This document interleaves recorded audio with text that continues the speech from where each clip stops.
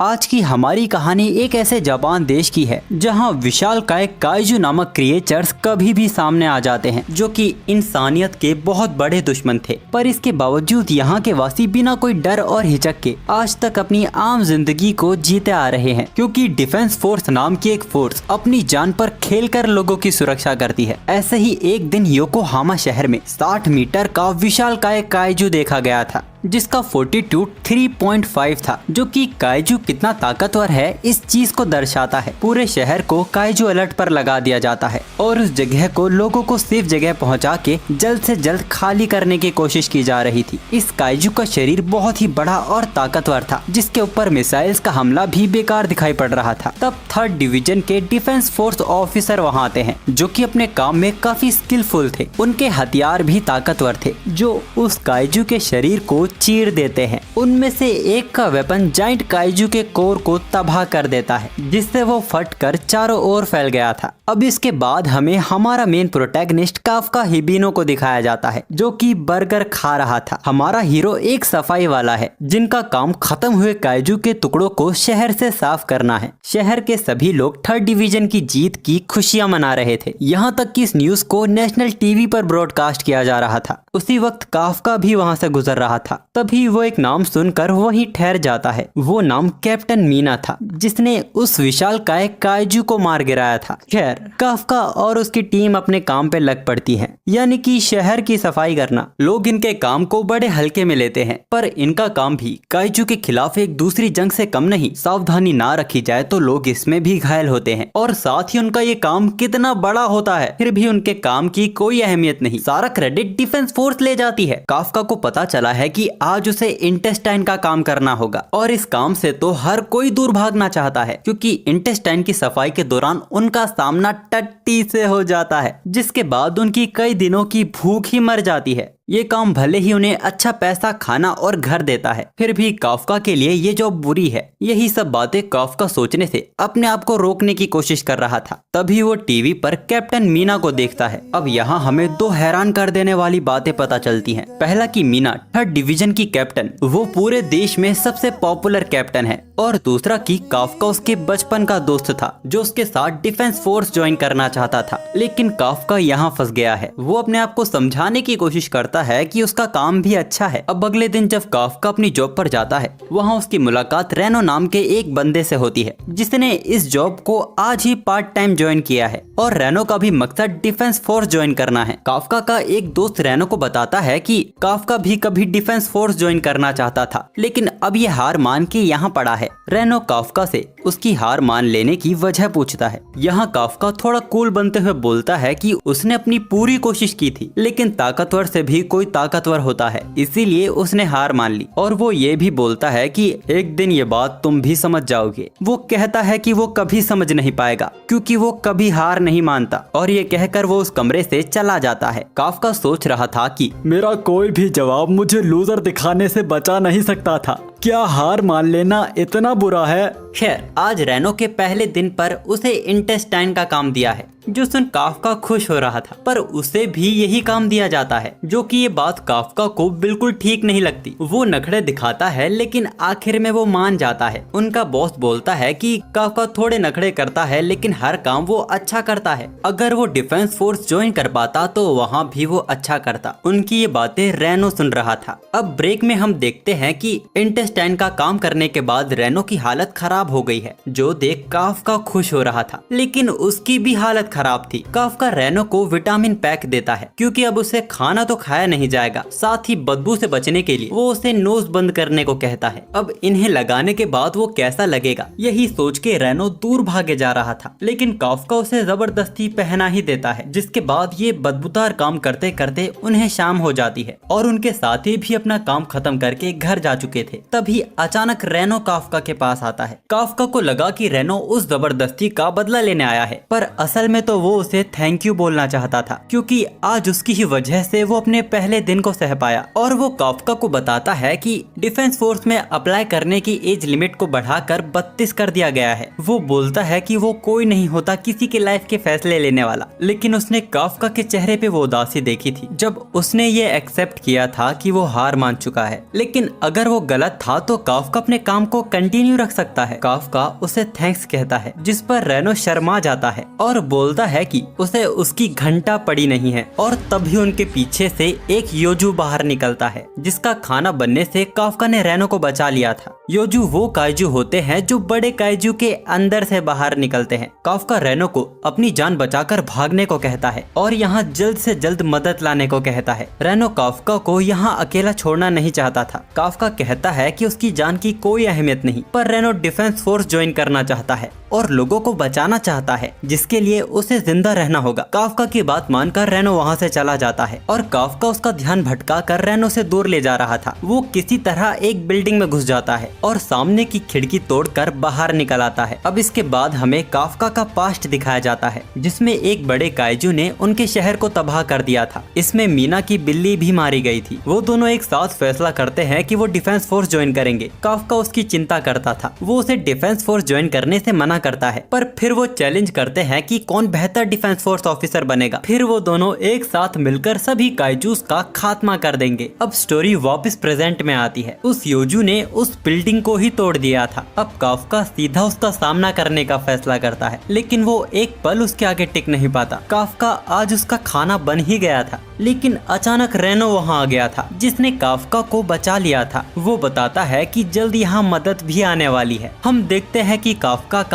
एक पैर टूट गया है। इसके बावजूद वो रेनो से पूछता है कि वो वापस क्यों लौट आया। रेनो उसका जवाब देता है कि अगर आज वो भागा तो वो कभी डिफेंस फोर्स ऑफिसर नहीं बन पाएगा। तभी काफ्का को अपना रिजल्ट याद आता है, जिसमें वो डिफेंस फोर्स ऑफिसर के लिए फेल हो गया था। काफ्का अपने आप से सवाल करता है कि वो हर एक चीज में फेल क्यों हो जाता है। वो डिफेंस फोर्स ऑफिसर के लिए फेल हो गया, अपना वादा निभाने में फेल हो गया, और अब वो रेनो को बचाने में फेल हो रहा है। तभी अचानक एक व्हाइट टाइगर उस योजू के हाथ को उखाड़ देता है और एक ही शॉट में उसके सिर को फोड़ दिया गया था। ये हमला 3rd डिवीजन की कैप्टन मीना आशिरो ने किया था, यानी कि काफ्का की बचपन की दोस्त। इसके बाद उन्हें सीधा होश हॉस्पिटल में आता है। वहाँ काफ्का मीना के बारे में ही सोच रहा था कि वो कितनी स्ट्रांग हो गई है। तभी रेनो से आवाज देता है, जो उसके बगल के बेड पर ही एडमिट था। वो काफ्का को थैंक्स कहता है। अगर आज वो नहीं होता तो आज इस बेड पर उसकी डेड बॉडी पड़ी होती। उसकी ये बात सुनकर काफ्का को अपना मीना से किया वो वादा याद आने लगता है कि कौन सबसे बेहतर डिफेंस फोर्स ऑफिसर बनेगा। अचानक एक आवाज आती है। हम देखते हैं कि काफ्का अपने आप को हिट करके बोलता है कि हार मान लेना गलत नहीं है, पर खुद से झूठ बोलकर रुक जाना ये गलत है। काफ्का ने अपने अगले कदम का फैसला कर लिया था। अचानक वो अपने आगे एक क्रिएचर को देखता है, जो कि शायद काफ्का की ही तलाश में था। वो क्रिएचर काफ्का के मुंह में घुस गया था। काफ्का को फड़फड़ाता देख रेनो पर्दा हटाता है और वो वहाँ काफ्का की जगह एक काइजू को देखता है। काफ्का खुद अपनी शक्ल देखकर हैरान था। तभी एक बूढ़ा पेशेंट काइजू को वहाँ देख डिफेंस फोर्स को इन्फॉर्म कर देता है। अब अचानक कहानी वापस से पास्ट में जाती है और हम छोटी मीना और काफ्का को देखते हैं। छोटा काफ्का मीना को सिखा रहा था कि काइजू का सामना कैसे करते हैं। छोटी मीना को काइजू के नाम से ही डर लगता था, तो काफ्का उसके सिर पर हाथ रखकर बोलता है कि घबराओ मत, मैं हमेशा तुम्हारे साथ खड़ा रहूंगा। इन पुरानी बातों को मीना याद कर रही थी, जो कि आज काफ्का को झूठा बोलती है। अब कहानी वापस से पास्ट में जाती है और छोटी मीना बोलती है कि आजकल काफ्का ज्यादा फिल्में देखने लगा है, पर वो ये भी कहती है कि जब तक काफ्का उसके साथ है उसे किसी चीज से डर नहीं लगेगा। अब कहानी वापस से प्रेजेंट में आती है और हम 3rd डिवीजन को देखते हैं, जिनको मिली इन्फॉर्मेशन के अकॉर्डिंग वो हॉस्पिटल में दिखे काइजू को मारने जा रहे थे। इधर हॉस्पिटल में रेनो काफ्का को स्माइल करने को कहता है, ताकि उस बुढ़े को यकीन हो सके कि उसे उनसे कोई खतरा नहीं है। लेकिन काफ्का की स्माइल भी ऐसी थी जैसे बुढ़े का आज आखिरी दिन हो।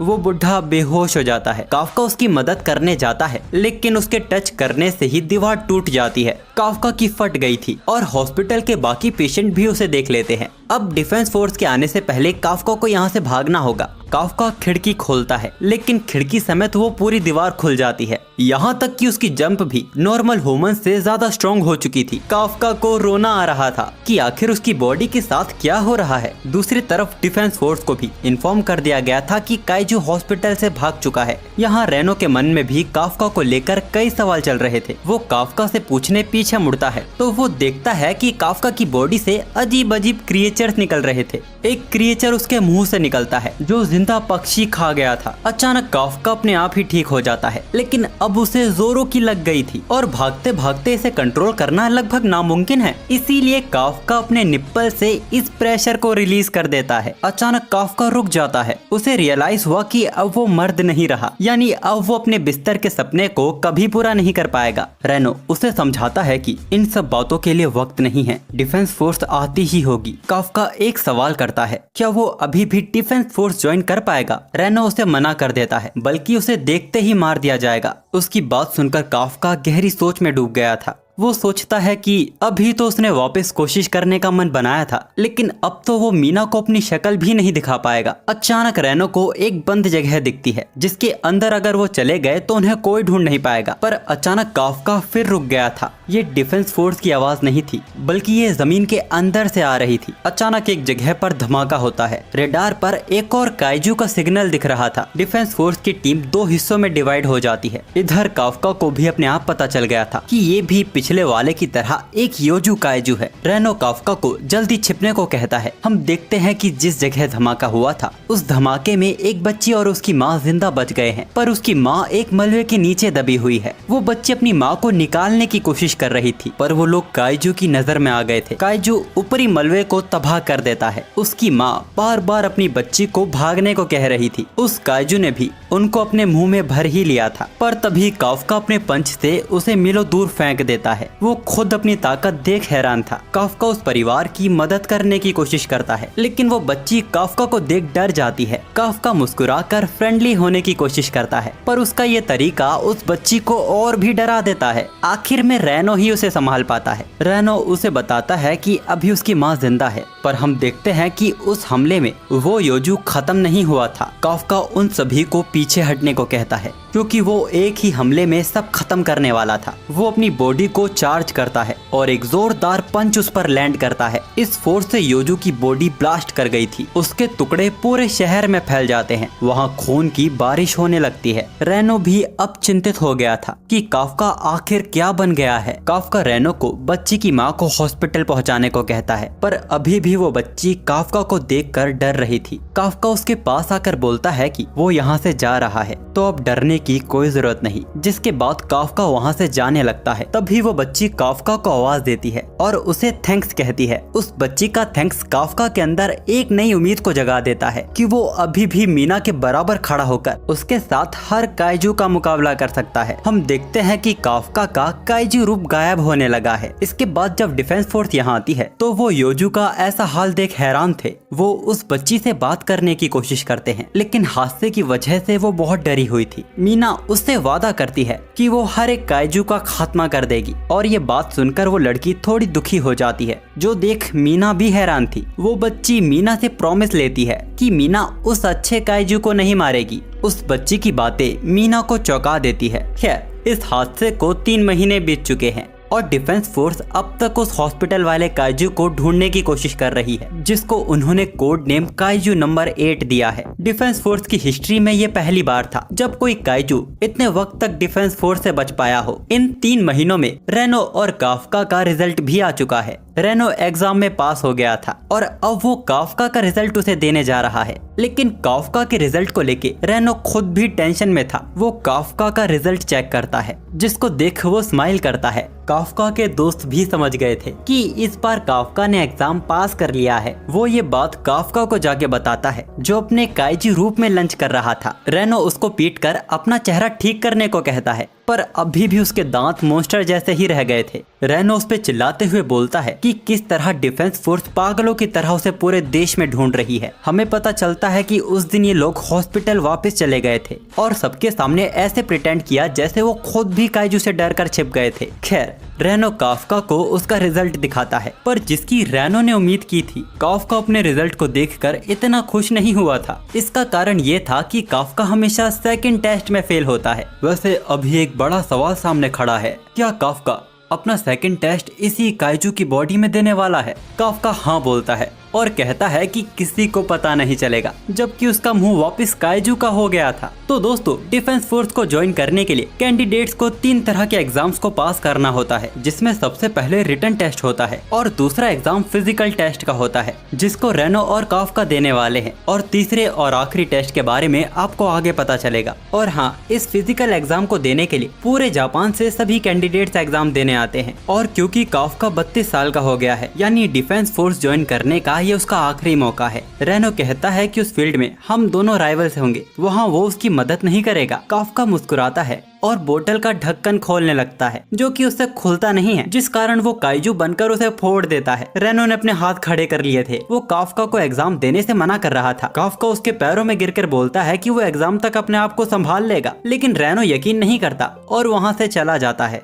अब रेनो के जाने के बाद काफ्का अपने से ही बात करने लगता है। वो सोचता है कि अगर वो फेल हो जाता और रेनो पास हो जाता तो फिर रेनो कभी उसे सर कहकर नहीं बुलाता, और अब अपने आप ही काफ्का का काइजू फॉर्म गायब होने लगता है। खैर, उनका एग्जाम डिफेंस फोर्स के ताचिकावा बेस पर होने वाला था, और यहाँ की सिक्योरिटी देखने के बाद उनको अंदाजा हो गया था कि अगर काफ्का यहाँ गलती से भी काइजू बन गया तो यहाँ तुरंत उसका निपटारा हो जाएगा। वैसे उन लोगों की तरह यहाँ और भी कैंडिडेट्स आए हैं, जिनमें से एक काफ्का को अंकल कहकर बुलाती है, जो सुन काफ्का गुस्सा हो जाता है, क्योंकि वो बस 32 साल का ही तो है। रेनो उसे सच बताता है कि 32 वाले को अंकल ही बोलते हैं। खैर, वो लड़की उन्हें यहाँ से उनकी वैन हटाने को बोल रही थी, क्योंकि यहाँ पे वो अपनी जी वैगन खड़ी करेगी, क्योंकि आज उसका लकी नंबर 5 है, जो कि काफ्का की पार्किंग पॉइंट का नंबर है। काफ्का को गुस्सा आ जाता है, तो वो लड़की अपने कपड़े उतारने लगती है, जो देख काफ्का अपनी आंखें बंद कर लेता है। हम देखते हैं कि उस लड़की ने किसी तरह का सूट पहना हुआ था, जो एक तरह से चार्ज हो रहा था। उसने सूट की मदद से उनकी कार को उठाकर फेंक दिया था। इस लड़की का नाम किकोरो शिनोमिया है, जो कि उनकी ही तरह एक एग्जाम कैंडिडेट है, जिसकी हॉबी काइजूस को मारना, और अभी वो काफ्का को उसे संभलने को कहती है, क्योंकि उसे काफ्का के अंदर से काइजू की बू आ रही थी। रेनो बात को संभालता है और बोलता है कि हम काइजू के डिस्पोजल का काम करते हैं। तभी किरिको की नजर काफ्का पर जाती है, जिसने अपने हाथों पे एक भारी भरकम वैन उठा दी थी। काफ्का कूल बनते हुए बोलता है कि काफ्का हिबिनो, नाम याद रहेगा ना, छोटी बच्ची। किरिको के लिए ये एग्जाम सिर्फ एक फॉर्मेलिटी थी, लेकिन काफ्का से इम्प्रेस होने के बाद अब उसे काफ्का को हराने में बहुत ही मजा आने वाला है, और ये कहकर किकोरू वहाँ से चली जाती है। लेकिन अभी काफ्का को रेनो के गुस्से का कहर सहना होगा। काफ्का उसे समझाता है कि उसने बस वही हिस्सा ट्रांसफॉर्म किया था जिसे वो देख ना पाए, लेकिन रेनो कन्विंस नहीं होता। तभी वहाँ की सिक्योरिटी उन्हें डांट कर अंदर भेज देती है। अब फिटनेस टेस्ट शुरू होता है, और शुरू से ही काफ्का बड़ा बेकार परफॉर्म कर रहा था। उसकी 32 साल की उम्र जवान छोरों के बीच रुकावट बन रही थी। 225 कैंडिडेट्स में काफ्का का नंबर 219 आता है, तो वहीं किकोरू की पोजीशन 5th आई थी, जो कि वो काफ्का को दिखाकर उसकी पुरानी बातें उसे याद दिलाती है। काफ्का रोते हुए उससे बोलता है, मेरा मुंह निकल गई, मैं मरी जाऊंगा भगवान। पर रेनो को काफ्का पे गर्व था कि उसने एग्जाम में अपनी पावर का यूज करके चीटिंग नहीं की। काफ्का को भी यही लगा था कि अगर वो ईमानदारी का खेल खेलेगा तो वो महान लगेगा, पर अब उसे पछतावा हो रहा था, क्योंकि अब वो शायद ही पास हो पाएगा। रेनो उसे बताता है कि दिक्कत उसकी एज नहीं थी, इस बार सारे कैंडिडेट्स ही दिग्गज आए हैं, खासकर किकोरो शिनोमिया, जिसने अपनी 16 साल की उम्र में ही कैलिफोर्निया न्यूट्रलाइजेशन से अपनी ग्रेजुएशन को कंप्लीट कर लिया था। यहाँ की सबके लिए सबसे बड़ी कॉम्पिटिटर, जिससे काफ्का ने आते ही पंगा ले लिया था। और तभी किकोरो काफ्का के पास आती है और बोलती है कि तो तुम्हें सच पता चल गया। किरिको का सच जानकर काफ्का बड़ा हैरान था। वो किरिको को जोर से पकड़ लेता है, और तभी किरिको के बॉडीगार्ड्स काफ्का की भुस्सी भर देते हैं, और इसके बाद किकोरो उसे चिढ़ाकर वहां से चली जाती है। काफ्का उसे चैलेंज करता है कि वो उसे हरा के दिखाएगा, लेकिन इससे पहले उसे एग्जाम पास करना होगा। रेनो उसे एक कमाल की न्यूज देता है कि पिछले 2 साल से थर्ड एग्जाम में काइजू की बॉडी को साफ करने का काम दिया जाता है। इससे कैंडिडेट की काइजू के प्रति उनकी नॉलेज के बारे में पता चलेगा। और इसीलिए रेनो ने पार्ट टाइम काइजू की बॉडी को डिस्पोजल करने का काम किया था। अब हमें पता चलता है कि ये एग्जाम वाइस कैप्टन होशिनो की देखरेख में होने वाला है और उनका असल एग्जाम काइजू को ढूंढकर उन्हें खत्म करना था। काफ्का और रेनो वो दोनों ही हैरान थे, लेकिन ऐसा भी नहीं था कि उन्हें ऐसे ही काइजू के सामने फेंक दिया जाएगा। सभी कैंडिडेट्स को इजोमो टेक गियर सूट दिए जाते हैं। ये वही सूट है जो ऑफिसर्स काइजू का सामना करते दौरान पहनते हैं। ये सूट नॉर्मल ह्यूमन की क्षमता को कई गुना बढ़ा देता है, लेकिन ये चीज भी मायने रखती है कि सूट को पहना किसने है। काइजू के शरीर से बना ये सूट ऑफिसर्स की बॉडी से पूरी तरह चिपक जाता है, जैसे वो उनके ही शरीर का एक हिस्सा है। रेनो इस सूट की 8% पावर का यूज कर पा रहा था। हारुइची नाम का कैंडिडेट इस सूट की 18% पावर का यूज कर पा रहा था। आओई कागुराकी इस सूट की 15% पावर का यूज कर पा रहा था। इहारू इस सूट की 18% पावर का यूज कर पा रहा था। और असल में ये काफी अच्छा नंबर है, क्योंकि अच्छी ट्रेनिंग के बावजूद कई ऑफिसर्स 20% के आगे कभी बढ़ ही नहीं पाते। लेकिन किकोरो शिनोमिया ने वहाँ सबको हैरान कर दिया था। वो इस सूट की 49% पावर का यूज कर पा रही थी, जो कि अब तक के कैंडिडेट्स में सबसे हाईएस्ट स्कोर था। लेकिन एक और शख्स था जिसने वहाँ इतिहास रच दिया था, काफ्का हिबिनो, जिसकी अनलिश पावर 0 दिखा रही थी। आज तक ऐसा कोई कैंडिडेट सामने ही नहीं आया जो सूट की 1% पावर का भी यूज ना कर पा रहा हो। ये लगभग नामुमकिन था। एक जगह काफ्का को समझ नहीं आ रहा था कि ऐसा उसके साथ ही क्यों हो रहा है, तो वहीं किकोरो को लगता है कि काफ्का उनके साथ खेल खेल रहा है, क्योंकि वो तो काफ्का की ताकत का नमूना पार्किंग लॉट में ही देख चुकी थी। लेकिन उनके बीच एक और शख्स था जिसका काफ्का एंटरटेनमेंट बन गया था।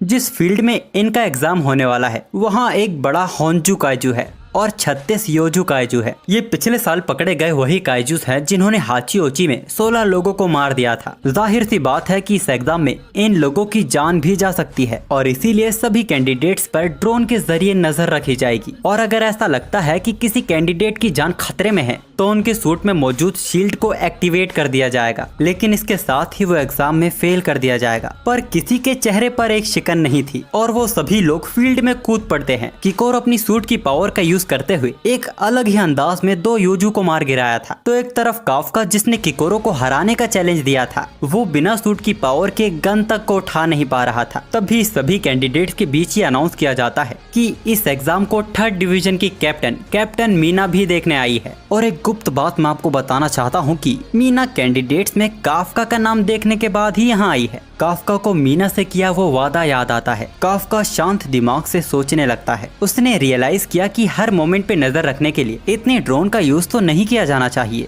असल में इस एग्जाम में एग्जामिनर्स इस चीज को भी जज करेंगे कि हर एक कैंडिडेट हर एक सिचुएशन में अपने आप को किस तरह ढालता है। काफ्का रेनो के साथ हर अटैकर को सपोर्ट देने का फैसला करता है। इस फील्ड में जितने भी योजू को छोड़ा गया है वो सभी देख नहीं सकते, लेकिन उनके सुनने की क्षमता बहुत तेज है। इसीलिए सभी कैंडिडेट्स के सूट में जानबूझकर साउंड बॉम्ब दिया गया था। और काफ्का इतना सब कुछ अपने पुराने काम की वजह से जानता है। उसने योजू की वीकनेस बताकर भी सबकी मदद की थी। काफ्का की अचानक इम्प्रूवमेंट देख वाइस कैप्टन भी हैरान था। काफ्का का भी आत्मविश्वास बढ़ गया था कि वो अपनी पावर्स के बिना भी एग्जाम पास कर सकता है। और तभी एक और योजू उन पे हमला कर देता है। इस अचानक हमले ने काफ्का की हड्डियों और कुछ सेंसिटिव ऑर्गन्स को डैमेज कर दिया था। काफ्का उठने के काबिल नहीं बचा था। उसकी शील्ड भी ओपन कर दी जाने वाली थी। काफ्का अभी भी उठने की कोशिश कर रहा था क्योंकि मीना उसे देख रही थी। वो काइजू भी उसके काफी करीब आ चुका था। शील्ड भी ओपन कर दी जाने वाली थी, लेकिन अचानक किरिको वहां आ जाती है और उसने योजू को मारकर काफ्का को डिस्क्वालीफाई होने से बचा लिया था। वो बोलती है कि उसके होते हुए कोई हार नहीं सकता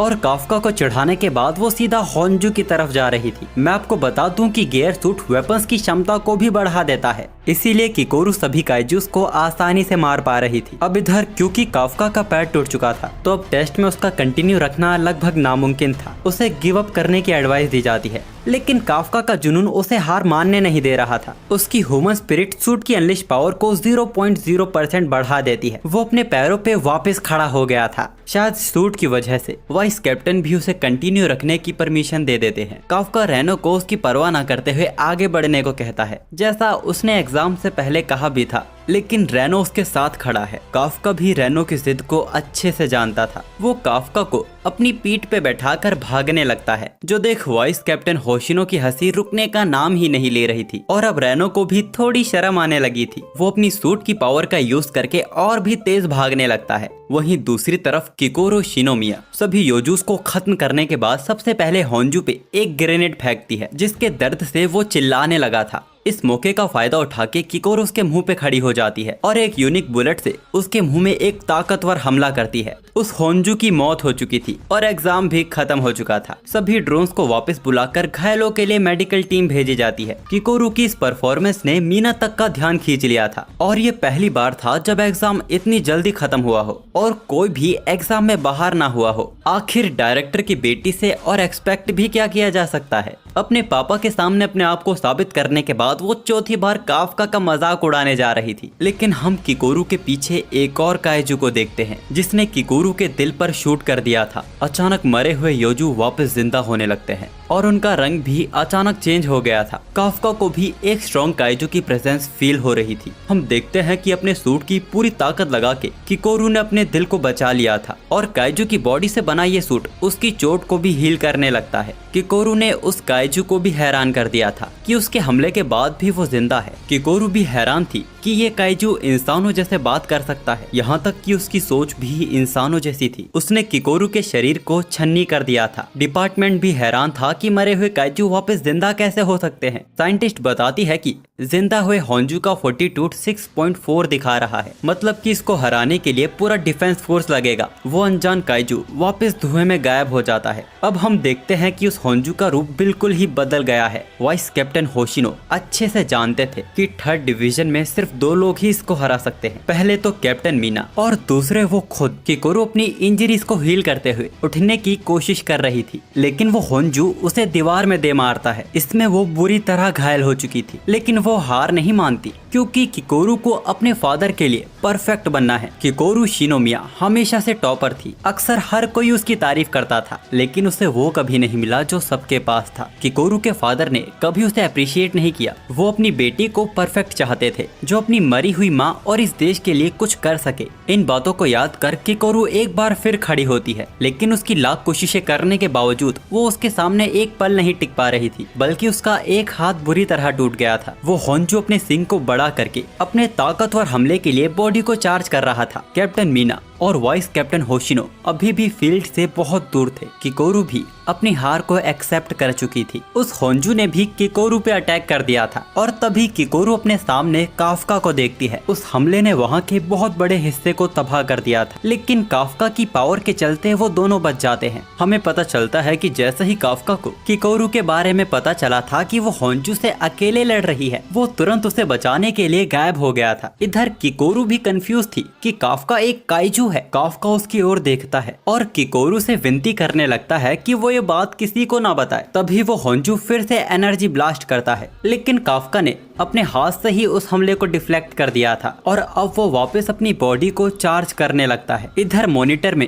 एक नए काइजू का सिग्नल शो हो रहा था, जिसका फोर्टीट्यूड 9.8 था, जो कि आज तक देखे गए काइजूस में सबसे बड़ा फोर्टीट्यूड था और ये ठीक उसी होंजू के पास है। वो लोग ये सोचकर इस बात को टाल देते हैं कि ये कोई सिस्टम का ग्लिच होगा, नहीं तो ये इतिहास का सबसे ताकतवर काइजू होगा। यहाँ काफ्का अपनी पूरी ताकत से उस होंजू पे पंच लैंड करता है, जिससे उसकी हड्डियों पे से स्किन गायब होने लगी थी। उसके शरीर के चिथड़े उड़ जाते हैं। काफ्का डायलॉग मारते हुए बोलता है, अब जिंदा होके दिखाओ, और उस योजू की बॉडी सच में रिएक्ट करने लगती है। काफ्का की फट जाती है और वो उससे माफी मांगने लगता है, जिसके बाद होंजू वापस अपना दम तोड़ देता है। इसके बाद काफ्का भयानक नजरों से किकोरू की ओर देखता है और उसके पीछे मौजूद योजू को मार देता है। काफ्का उससे कहता है कि वो उसे कुछ नहीं होने देगा और साथ ही उसे समझाता है कि उसे अपने आप को ऐसे खतरे में नहीं डालना चाहिए। तभी रेनो भी काफ्का को मारकर उसे यही बात कहता है। काफ्का एक्सप्लेनेशन देने लगता है कि प्रॉब्लम ही इतनी बड़ी थी। उसी बीच किकोरू बेहोश हो जाती है। अब इसके कुछ देर बाद हम देखते हैं कि मीना और होशिनो साइड पर पहुंच चुके हैं, लेकिन होंजू तो पहले ही मारा जा चुका था। होंजू की ऐसी हालत देख होशिनो को कुछ याद आता है। तभी उन्हें अपडेट मिलती है कि 3 और कैंडिडेट सेफली शेल्टर तक पहुंच चुके हैं। होशिनो को शक था कि ये हादसा उसी 3 महीने पहले हुए उस केस से जुड़ा हुआ है। अब इसके अगले दिन हॉस्पिटल में हमें पता चलता है कि काफका को ज्यादा चोट नहीं आई थी और अब किकोरू की हालत भी पहले से ठीक है। आखिर उसके इलाज में बेस्ट टेक्नोलॉजी का यूज किया जा रहा था, जो कि ये बात काफका को अच्छी नहीं लग रही थी। आखिर उसे ही स्पेशल ट्रीटमेंट क्यों मिल रही है? वैसे किकोरू को चोट भी ज्यादा आई थी। वैसे आज काफका ने एक बहुत बड़ा सबक सीखा है कि अपने सपने का पीछा करते हुए अक्सर हमेशा ऐसा कोई होता है जो आपसे बेहतर होता है और आपके सपने को छीन सकता है। इसीलिए अगर आज काफका फेल भी हो गया तो उसे पछतावा नहीं होगा, क्योंकि इस बार उसने अपना पूरा दम लगा दिया था। इसके लिए वो रेनो को थैंक्स कहता है, उसको यहाँ तक इनकरेज करने के लिए। उनकी ये बातें बाहर खड़ी मीना भी सुन रही थी और तभी वो अंदर आती है और किकोरू की मदद करने के लिए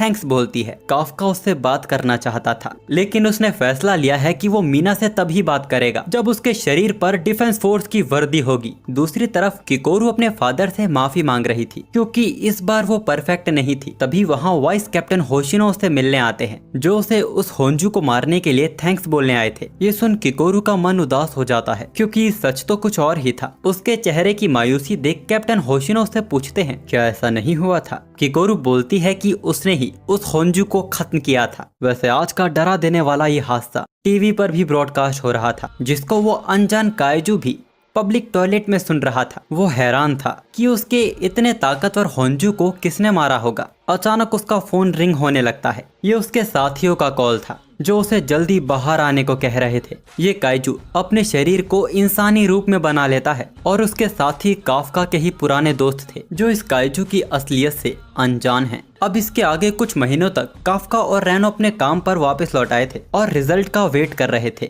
और आज उनका रिजल्ट आने वाला है, जिसको लेकर काफका की बहुत फटी हुई थी। तभी उनका बॉस उन्हें बताता है कि उनके नाम के लेटर आए हैं। ये काफका का आखिरी मौका था। क्या वो एग्जाम में पास होकर कभी मीना के बराबर खड़ा हो पाएगा? अब सीन शिफ्ट होकर डिफेंस फोर्स हेडक्वार्टर जाता है, जहां सभी पास हुए कैंडिडेट्स इकट्ठा हुए थे। उनमें रेनो भी मौजूद था, लेकिन काफका वहां कहीं दिखाई नहीं दे रहा था। हमें पता चलता है कि किकोरू की बचपन की दोस्त वो भी पास होकर इसी डिवीजन में है। यहाँ रेनो की मुलाकात इहारू से होती है और उनकी पहली मुलाकात में ही वो दोनों अच्छे दोस्त बन जाते हैं। इहारू रेनो से काफका के बारे में पूछता है। रेनो भी बताते वक्त थोड़ा मायूस हो गया था। तभी कैप्टन मीना सभी नए ऑफिसर्स के स्वागत के लिए स्टेज पर आती है, और क्योंकि किकोरू ने टॉप किया था, इसीलिए उसे भी ओथ लेने के लिए स्टेज पर बुलाया जाता है। ओथ खत्म हो जाने के बाद मीना एक बार फिर किकोरू को थैंक्स कहती है, एग्जाम के बीच हुई अचानक गड़बड़ को संभालने के लिए। हालांकि किकोरू अच्छे से जानती थी कि इन शाबाशियों की हकदार वो नहीं है। वहाँ उसकी आंखें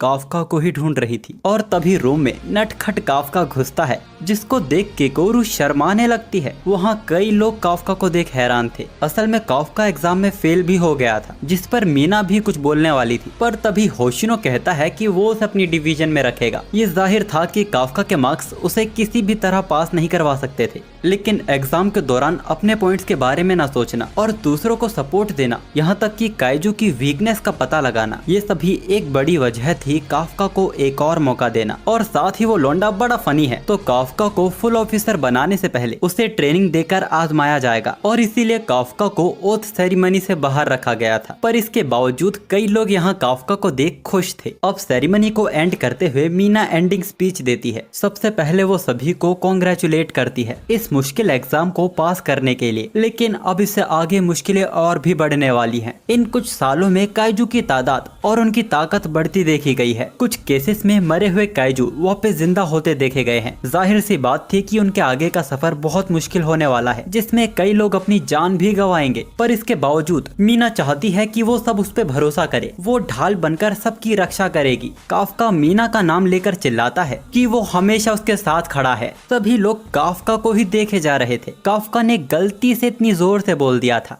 पर एक सीनियर का नाम लेने की सजा के तौर पे उसे 100 पुशअप्स की पनिशमेंट दी जाती है।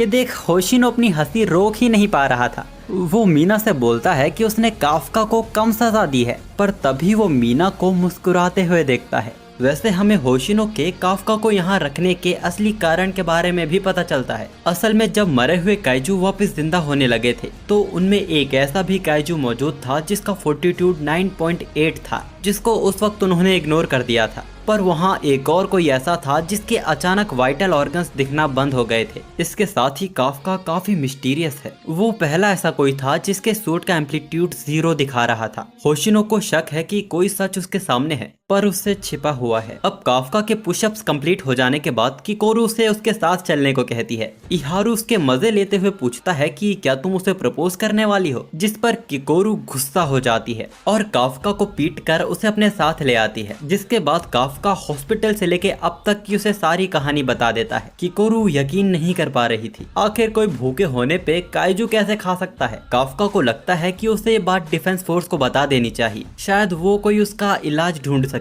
किकोरू उसे ये सोचने से भी मना करती है क्योंकि ताकतवर काइजू को मार के डिफेंस फोर्स के लिए वेपन्स बनाए जाते हैं। यकीनन काफका के साथ भी यही किया जाएगा, या तो उसकी बॉडी पे हर दिन तरह तरह के एक्सपेरिमेंट किए जाएंगे। काफका उससे रिक्वेस्ट करने लगता है कि वो ये बात किसी को ना बताए और उसके इतने करीब आ जाने से किकोरू उसे मार के अलग करती है और बोलती है कि काफका ने उसकी जान बचाई थी इसीलिए वो शांत रहेगी। लेकिन अगर उसे पता चला कि काफका काइजू बनकर इंसानों को मारने वाला है तो वो खुद काफका को मार देगी। रेनो ये बात सुनकर डर जाता है। काफका मुस्कुराकर बोलता है कि हाँ ऐसा हो तो मार देना। इस दिन के बाद से ही रेनो अपनी ट्रेनिंग में और मेहनत करने लगा। शूटिंग प्रैक्टिस में उसकी टाइमिंग 2 मिनट 35 सेकंड थी और अब वो सूट की 18% पावर का यूज कर पा रहा था। लेकिन इसकी वजह से उसे एक दोस्त के साथ एक कॉम्पिटिटर भी मिल चुका है, इहारू, जिसकी टाइमिंग 2 मिनट 15 सेकंड थी और अब वो अपने सूट की 20% पावर का यूज कर पा रहा था। लेकिन इन दोनों को ही पछाड़ते हुए किकोरू ने टाइमिंग दी 1 मिनट 16 सेकंड की और अब वो अपने सूट की 55% पावर का यूज कर पा रही थी। हारुइची और आको को भी अपने अपने कॉम्पिटिटर्स मिल चुके थे और वही काफका, जिसका शूटिंग टाइम 6 मिनट 39 सेकंड था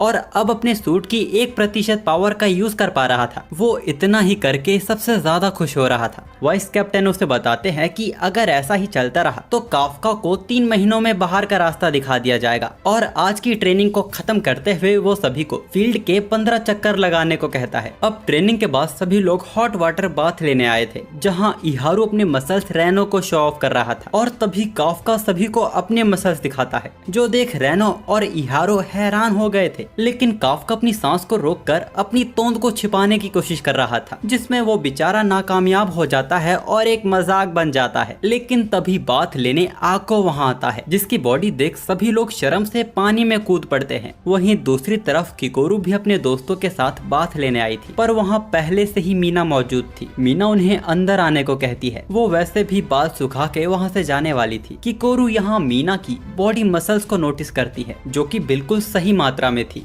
और मीना का कॉम्बैट पावर भी बहुत ज्यादा है। तो किकोरू इसके पीछे का कारण उससे पूछ ही लेती है। मीना उसे उसके बगल में खड़ा होने को कहती है। वो उसे अपनी बेसिक एक्सरसाइज सिखाने वाली थी। और दूसरी तरफ लड़कों में ये बातें चल रही थी कि उनके डिफेंस फोर्स ज्वाइन करने की वजह क्या है। इहारू जब स्कूल में था तब मीना ने एक काइजू से उसकी जान बचाई थी, तभी से वो मीना जैसा बनना चाहता है। वहाँ हर किसी का डिफेंस फोर्स ज्वाइन करने का कारण किसी तरह मीना ही थी। अब इहारू काफका की वजह पूछता है और काफका उन्हें सब कुछ सच सच बता देता है। उसने बता दिया था कि वो और मीना बचपन के दोस्त थे। उन्होंने बचपन वाले वादे भी किए थे। अपनी कहानी सुनाकर उसने सबकी जला के रख दी थी। वो लोग मीना के बारे में और जानना चाहते थे, जिसके लिए वो लोग काफका के ऊपर चढ़ने को तैयार थे। लेकिन ज्यादा देर पानी में रहने की वजह से उन सबकी हालत खराब हो गई थी। लेकिन अपने आप को बेहतर बनाने के लिए सभी लोग दिल और जान से मेहनत कर रहे थे। इस बीच मीना के टाइगर ने शायद काफका की रियल आइडेंटिटी को पहचान लिया था, पर अचानक वो खुद कंफ्यूज हो जाता है। लेकिन इतनी हार्ड ट्रेनिंग के बावजूद काफका में कुछ खास प्रोग्रेस दिखाई नहीं दे रही थी, पर रेनो और सभी उसका साथ जरूर दे रहे थे। ऐसे ही एक रात काफका लेट नाइट पढ़ाई कर रहा था, तभी वाइस कैप्टन होशिनो वहाँ आते हैं, जो उसे सलाह देने आए थे कि मेहनत के साथ आराम भी जरूरी है। वो काफका की इतनी मेहनत का कारण पहले से ही जानते थे, क्योंकि डॉम में बोली गई हर बात रिकॉर्ड होती है। वाइस कैप्टन काफका से पूछते हैं, क्या मैं ये समझूं कि तुम मेरी जगह लेने की कोशिश कर रहे हो? काफका हड़बड़ाहट में मना करने लगता है, लेकिन सच तो यही था कि हाँ वो उसकी जगह लेके रहेगा, जो कि वो यहाँ ये एक्सेप्ट भी करता है। वाइस कैप्टन होशिनो जोर से टेबल पर हाथ मारता है और काफका को 2 घंटे देता है, जिसके बाद वो लाइट ऑफ करके और डोर लॉक करके अपने रूम में आराम के लिए चला जाए। पर हाँ, वो ये भी बोलता है कि वो काफका को उसकी जगह नहीं लेने देगा। साथ ही वो यहाँ काफका को किसी से लगाव ना रखने को कहता है, क्योंकि उनके काम में जान की गारंटी नहीं होती। तभी पूरे बेस में इमरजेंसी अलार्म जोर से बजने लगता है। ये काइजू अलर्ट था, मतलब कि उनके पहले मिशन का वक्त आ गया है। सगामिया में बहुत बड़ा होंजू देखा गया है, जिसके आसपास में और उसके अंदर बड़ी तादाद में योजू काइजू मौजूद हैं। मीना कहती है कि वो होंजू को अकेले संभाल लेगी और बाकियों को वो उसके साथ कोऑपरेट करने को कहती है। वहाँ के आम वासियों को सगामिया से दूर ले जाने का काम शुरू कर दिया गया था और उन सभी काइजू को खत्म करने के लिए डिफेंस फोर्स भी निकल पड़ी थी। किकोरू अब तक इस बात पर यकीन नहीं कर पाई है कि उसके सामने बैठा काफका वही काइजू नंबर 8 है, लेकिन उसने काफका से बहुत उम्मीदें लगाई हुई हैं। तभी वहाँ काफका को उल्टी आने लगती है और किकोरू ठीक उसके सामने बैठी हुई थी। मिशन की घबराहट के चलते काफका ने कुछ ज्यादा ही खा लिया था। खैर, डिफेंस फोर्स प्लान बनाती है कि होंजू को इस शहर के सेंट्रल एरिया में मारा जाएगा, ताकि शहर को कम से कम नुकसान पहुंचाया जाए। वैसे भले ही होंजू काफी बड़ा है, लेकिन असली खतरा वो छोटे योजू हैं जो वो होंजू बना रहा है। सभी ऑफिसर्स का काम सारे योजू को सेंट्रल एरिया में किसी तरह रोक के रखना था, जिसके लिए सभी डिविजन्स के ऑफिसर्स को मल्टीपल रो में बांटा जाता है और काफका का बैच आखिरी रो में लगा हुआ था। मीना भी 8 मिनट में अपनी पोजीशन पर पहुंच चुकी होगी। काफका के पास अपने आप को साबित करने का यह अच्छा मौका है, लेकिन वो इस मिशन को लेके एक ही वक्त में डरा हुआ है, नर्वस है और उसे दर्द हो रहा है। इसके बावजूद वो एक्साइटेड था, क्योंकि ये वही काम था जो काफका हमेशा से करना चाहता था। तभी उन्हें सेक्टर 8 में योजू के दिखने की रिपोर्ट मिलती है। वो सभी सीधा बिल्डिंग से कूद पड़ते हैं। काफका भी अपने पहले मिशन को यादगार बनाने के लिए एक्साइटेड था और वो बिल्डिंग से संभल कर उतरने लगता है। वहीं मीना अपनी जगह पर पहुंच चुकी थी, जहां से वो होंजू को शूट करने वाली है। जितना हो सके होंजू को नुकसान पहुंचाने के लिए मिलिट्री होंजू पे सपोर्ट फायरिंग करती है, पर उस होंजू पर शायद ही कोई असर हो रहा था। काफका का बैच भी सेक्टर 8 में योजू के आने का वेट कर रहे थे, लेकिन इस बार काफका डरा हुआ नहीं था, बल्कि वो सूट की असीम शक्ति को महसूस कर पा रहा था। और तभी एक योजू उसे ठोकर मार के कचरे के डब्बे में फेंक देता है। किकोरू उसे डांट रही थी कि उसका कॉम्बैट पावर 1% है, फिर भी वो इतना आगे चला गया था। थोड़े पुराने ऑफिसर्स उनकी ये हरकतें देख परेशान हो जाते हैं। वो उन्हें ताना मारते हुए कहीं सेफ जगह छिप जाने को बोलते हैं, जो सुन किकोरू का ईगो हर्ट हो जाता है। इन ऑफिसर्स को भी योजू का सामना करने में दिक्कत हो रही थी, क्योंकि ये लोग इनकी कमजोरी नहीं जानते। और तभी किकोरू ने बड़े आराम से उन्हें खत्म कर दिया था। किकोरू की ताकत देख वो ऑफिसर्स भी हैरान हो गए थे। काफका भी किकोरू की तारीफ करता है और काफका के मुंह से अपनी तारीफ सुन वो शर्माने लगती है। और तभी सिस्टम डिटेक्ट करता है कि किकोरू की हार्ट बीट काफी तेजी से बढ़ रही है, तो किकोरू चिल्लाते हुए काफका को अपना मुंह बंद करने को कहती है। असल में किकोरू ही ऐसी नहीं थी, नए बैच में हर कोई अच्छा कर रहा था, क्योंकि वो लोग बैटल के साथ एक दूसरे को कंपटीशन भी दे रहे थे। रेनो भी अपने टाइप के अकॉर्डिंग ग्रीन बुलेट्स को छोड़ के ब्लू बुलेट्स का यूज कर रहा था, जो उसके शिकार की रफ्तार को धीमा कर देते हैं। रेनो अपने आप को जल्द से जल्द ताकतवर बनाना चाहता है, ताकि काफका को कभी काइजू बनने की जरूरत ना पड़े। प्लेटून लीडर भी नए बैच से इम्प्रेस हो गई थी, खासकर उनकी पर्सनैलिटी से। पर इस बैच में यही बात खास नहीं थी। जो यहाँ अच्छा कर रहे हैं वो दूसरे को बेहतर करने में मोटिवेट कर रहे हैं, लेकिन बस वहाँ काफका ही था जो किसी की मदद नहीं कर पा रहा था। इसको लेकर उसे अपने ऊपर निराशा भी हो रही थी। तभी उसे उन ऑफिसर्स की कही वो बात याद आती है कि कैसे उन्हें अभी तक योजू की कमजोरी का पता नहीं चला है। वो अपने पीछे एक मरे हुए योजू को पाता है और अपने सूट की 1% पावर का यूज करके वो उस योजू के शरीर को फाड़ देता है। इस योजू का शरीर फंगस जैसा था, लेकिन उसका कोर वहाँ नहीं था जहाँ अक्सर हर काइजू का होता है। तभी काफका एक चीज देख हैरान हो जाता है। वो वाइस कैप्टन होशिनो को योजू के कोर के बारे में बताता है, जो कि उसकी गर्दन के बेस में था, जिसको एक सख्त फाइबर ने कवर किया हुआ है। इसीलिए कोर को खत्म करने के लिए इन पर साइड से हमला करना होगा। और जो हैरान कर देने वाली बात थी वो ये थी कि इन योजू के निचले हिस्से पर रिप्रोडक्टिव ऑर्गन्स लगे हुए हैं, जिन्हें अगर नष्ट नहीं किया गया तो मारे गए योजू से और योजूस पैदा होने लगेंगे। होशिनो काफका के काम से इम्प्रेस हुआ था और उसके उसके रिप्रोडक्टिव ऑर्गन्स और उस योजू के कोर की जानकारी सभी टीम तक पहुंचा दी जाती है। अब काफ्का भी अच्छा महसूस कर रहा था कि वो अपनी टीम के काम आ पा रहा है। वो सोचता है कि वो सभी रिप्रोडक्टिव ऑर्गन्स को डिस्ट्रॉय करने का काम कर सकता है। अचानक वहाँ धमाके होने लगते हैं। सभी लोग मिलकर उस होंजू को कमजोर करने की कोशिश कर रहे थे, लेकिन उस पर कोई भी हमले का असर ही नहीं हो रहा था। मीना ने भी उस पर अपना निशाना दाग दिया था। मैं आपको बताना चाहता हूँ कि मीना अपने सूट की 96% पावर का यूज कर पाती है, जिस कारण उसके वेपन से किया हमला काफी ताकतवर होता है। और यही कारण है कि मीना को अटैक करने से पहले परमिशन लेनी पड़ती है। पहला शॉट होंजू के शरीर को तबाह कर देता है और दूसरे शॉट में उसका कोर तबाह हो चुका था। थर्ड शॉट में ये कंफर्म कर दिया जाता है कि होंजू मारा जा चुका है, लेकिन इसके बावजूद मीना ने हमले करना बंद नहीं किया था। वो शायद काफ्का को जता रही थी कि कौन बेहतर डिफेंस फोर्स ऑफिसर बना है। उसी वक्त होशिनो काफ्का से आकर पूछता है कि क्या वो कभी इतनी ताकत इकट्ठा कर पाएगा कि वो मीना के बगल में खड़ा होकर लड़ सके। तो काफ्का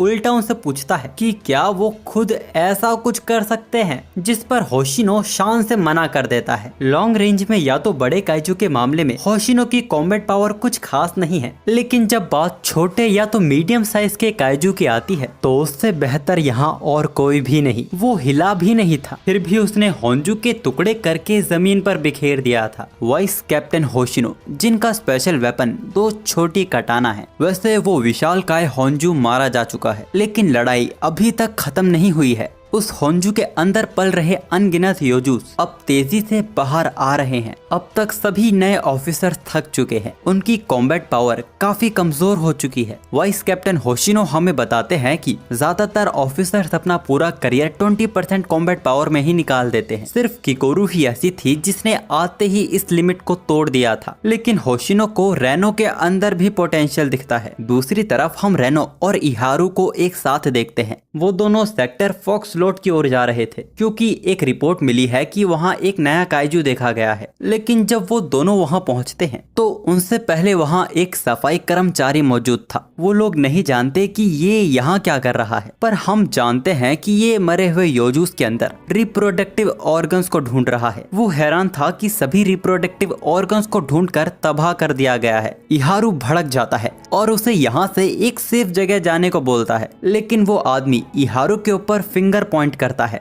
और उसे शूट कर देता है। इहारू बच गया था कि गोली उसके दिल के थोड़े से ऊपर ही लगी थी। हम देखते हैं कि ये वही अनजान काइजू था जो एग्जाम के दौरान देखा गया था। उन दोनों ने भी इसको पहचान लिया था। वो दोनों बेस में रिपोर्ट करने की कोशिश करते हैं, लेकिन इस काइजू ने इस हिस्से को बाहरी दुनिया से अलग कर दिया है, जिस कारण वो लोग किसी को भी कांटेक्ट नहीं कर पाएंगे। अब वो काइजू रेनो पर भी वही हमला करता है, लेकिन रेनो की तेजी उसके ही एम पर उसे शक करने पर मजबूर कर देती है। हालांकि रेनो घायल तो हुआ था, लेकिन जो किकोरू ने उन्हें कैफे में बताया था कि इस अनजान काइजू के हमला करने से पहले उसकी उंगलियां पंप होती हैं। इस चीज को ही नोटिस करके रेनो बार बार अपने सेंसिटिव ऑर्गन्स को बचा पा रहा था, लेकिन ये चीज वो काइजू भी समझ चुका था। रेनो की बुलेट्स का भी इस पे कोई असर नहीं होता। वो इहारू को यहाँ से जाकर बैकअप बुलाने को कहता है। वो तुरंत मना कर देता है, पर तभी उसके ऊपर एक और जानलेवा हमला होता है, पर रेनो ने उसे बचा लिया था। रेनो एक बार फिर उसे यहाँ से जाने की रिक्वेस्ट करता है। उसकी बात मान के इहारू वहाँ से चला जाता है। डर तो रेनो को भी लग रहा था कि किकोरू तक उसके सामने टिक नहीं पाई थी, लेकिन इसके बावजूद वो यहाँ खड़ा है और लड़ रहा है,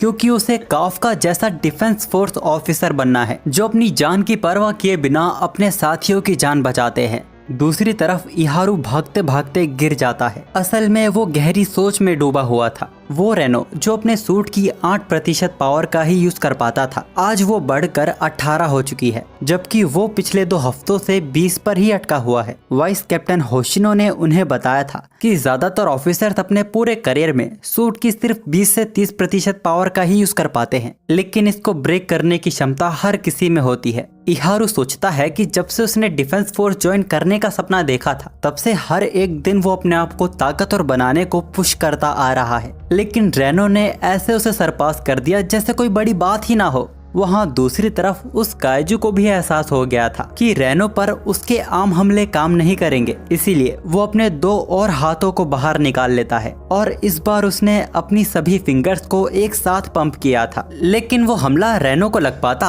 इससे पहले इहारू उसे बचा लेता है। इहारू को अपने अंदर की कमी का एहसास हो चुका था। असल में उस दिन से आज तक इहारू अपने आप को बदल ही नहीं पाया। हर बार किसी को उसे बचाने आना पड़ता था। वो रेनो से मुस्कुराते हुए बोलता है, रेनो तुम मुझे नहीं, मैं तुम्हें बचा रहा हूँ। अब जाके उस काइजू को भी एहसास हुआ कि रेनो इहारू को भगाने की कोशिश कर रहा था, लेकिन इसका कोई फायदा नहीं होता। इस काइजू ने इस इलाके में नेमेटिक स्पेस बनाया हुआ है। इस काइजू की इच्छा के बिना ना तो कोई इसके अंदर आ सकता है और ना ही इसकी इच्छा के बगैर यहाँ से बाहर जाया जा सकता है। अब रेनो और इहारू एक साथ मिलकर उस काइजू पर हमला करते हैं। इहारू पीछे से बैकअप दे रहा था। वो भी रेनो की तरह डिफरेंट बुलेट्स को ट्राई कर रहा था। ये कंडक्टर राउंड बुलेट्स हैं जो एनिमी की बॉडी को पैरालाइज कर देती है। काइजू इहारू एक आसान टारगेट को पहले खत्म करने का सोचता है, लेकिन अब तक इहारू भी उसके अटैक की टाइमिंग समझ चुका था और वो कंडक्टर बुलेट से उसके पैरों को कुछ देर पैरालाइज कर देता है। इस मौके का पूरा फायदा उठाने के लिए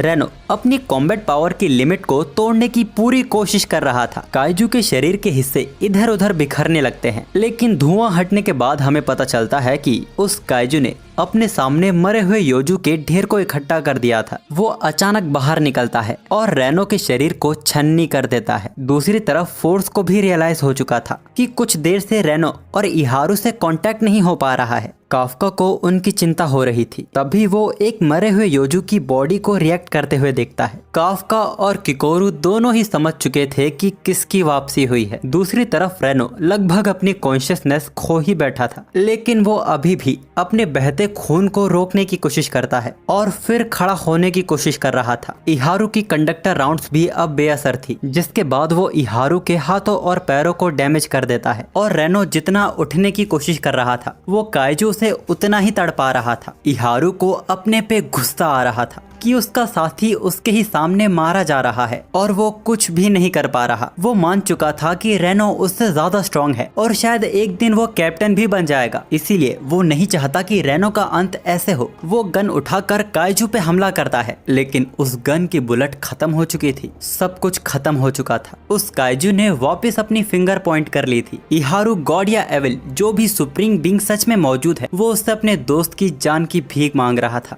वो काइजू रेनो को खत्म करने वाला था, लेकिन इस बार उसके पीछे एक डेमोनिक एंटिटी खड़ी थी जिसने एक ही पंच में उस काइजू के सिर को धड़ से अलग कर दिया था। काफका हिबिनो काइजू नंबर 8 रेनो से माफी मांगता है लेट आने के लिए और उसे अपनी गोद में उठा लेता है, लेकिन वो काइजू अभी तक मरा नहीं था। काफका रेनो से थोड़ा वक्त मांगता है और उसे अपनी चोटों को सूट से हील करने को कहता है। रेनो सोच रहा था कि जिसके लिए वो स्ट्रॉन्ग बन रहा था, आज उसी की वजह से उसे वापस काइजू बनना पड़ा। काइजू नंबर 8 के बारे में इस अनजान काइजू ने भी सुना था, लेकिन ये उसकी उम्मीद से भी ज्यादा ताकतवर निकला। वो बोलता है कि काइजू होकर तुम मेरे आड़े क्यों आ रहे हो?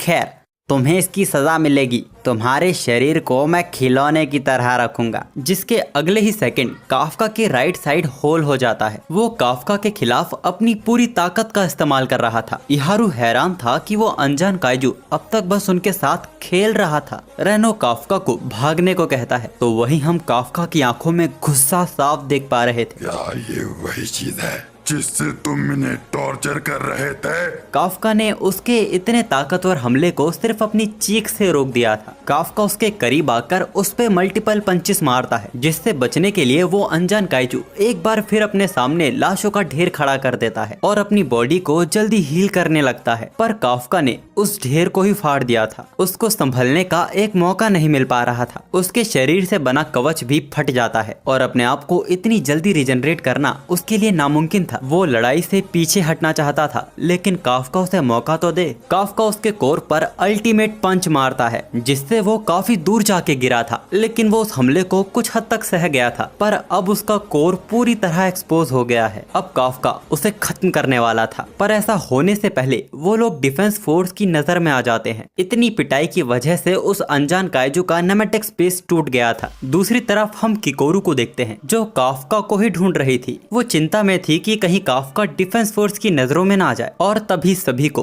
काइजू नंबर 8 के दिखने की रिपोर्ट मिलती है। इस बीच उस अनजान काइजू को अपने आप को हील करने का मौका मिल गया था और वो काफ्का को भी समझ चुका था। वो ऑफिसर्स को चारा बनाकर वहाँ से डिसअपियर हो जाता है और काफ्का भी वहाँ से भागने के लिए एक लंबी छलांग लगाता है और एक पतली गली ढूंढता है जहाँ वो अपना इंसानी रूप ले पाएगा। पर वहाँ उसकी मुलाकात वाइस कैप्टन होशिनो से होती है जो उसका ही इंतजार कर रहा था। वाइस कैप्टन होशिनो ने काइजू नंबर 8 को पकड़ लिया है। ये रिपोर्ट रेनो और किकोरू को चिंता में डाल देती है। होशिनो को लग रहा था कि काइजू नंबर 8 वही काइजू है जो रेनो और इहारू को टॉर्चर कर रहा था। इसके अगले ही पल उसकी तलवार काफ्का की गर्दन के करीब थी जिससे काफ्का अनजाने में ही बच पाया था। उससे वाइस कैप्टन होशिनो की रफ्तार की बराबरी मुश्किल से ही हो पा रही थी। जैसा उन्होंने बताया था कि छोटे और मीडियम साइज के काइजू के मामले में वो मीना से भी बेहतर हैं। यहाँ वो बात सच दिखाई दे रही थी। उनके सूट की कॉम्बैट अनलिश पावर 92% थी। यहाँ काफ्का भी सोच रहा था कि अगर उसका एक पंच भी होशिनो को लगा तो होशिनो की मौत हो सकती है। उतने में होशिनो ने उसके शरीर को काट दिया था। उसका दूसरा अटैक लगने से पहले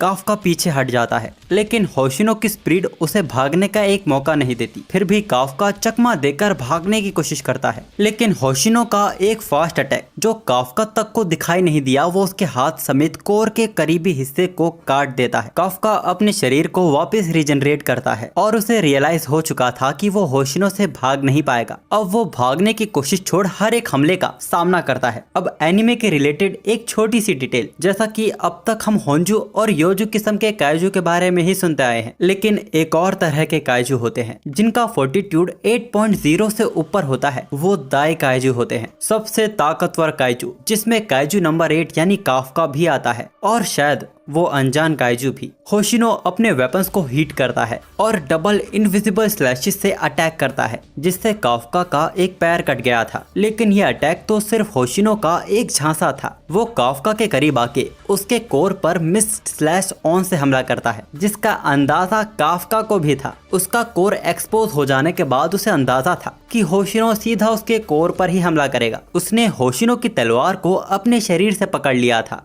अब काफ्का अपने शरीर को चार्ज करता है। होशिनो भी वहाँ बुरी तरह फंस गया था लेकिन काफ्का उस पे न हमला करके उसके हथियार पे हमला करता है और उस प्रेशर की वजह से होशिनो पीछे ढकेला जाता है। जब तक वो अपने आप को संभाल पाता काइजू नंबर 8 भाग चुका था। अगले दिन का सूरज भी निकलने लगा था। अब तक सारे योजू भी मारे जा चुके थे। उनके लाशों के ऊपर बैठी किकोरू काफ्का के बारे में ही सोच रही थी। वो समझ नहीं पा रही थी कि उसे काफ्का पे भरोसा करना चाहिए या फिर नहीं। उसे एहसास है कि काफ्का ने ही उसकी जान बचाई थी लेकिन है तो वो काइजू ही। तभी थका हुआ काफ्का उसके सामने आता है जिसको देख उसके चेहरे पर मुस्कान आ गई थी। उसके गिरने से पहले किकोरू से संभाल लेती है। काफ्का किकोरू से माफी मांगता है कि वो उस अनजान काइजू से उसका बदला नहीं ले पाया। किकोरू शर्मा जाती है और बोलती है कि मायूस होने की जरूरत नहीं, उसका खात्मा मेरे ही हाथों होगा। काफ्का मुस्कुराता है और इमरजेंसी वार्ड में जाने लगता है। उसे रेनो और इहारू की चिंता हो रही थी पर किकोरू उसे जाने नहीं देती और जाकर भी वो क्या कर लेगा। किकोरू बोलती है कि ज्यादा चिंता उसे खुद की करनी चाहिए। किकोरू बताती है कि डिफेंस फोर्स काइजू की रीजनरेट पावर पे एक्सपेरिमेंट कर रहे हैं तो असल खतरा यहाँ काफ्का को है और उसकी बेवकूफी की वजह से वो वाइस कैप्टन की नजरों में आ गया है जिसको अगर एक सबूत भी मिला तो वो सीधा काफ्का तक पहुंच जाएगा। दूसरी तरफ होशिनो अभी तक बैटल को लेके गहरी सोच में डूबा हुआ था।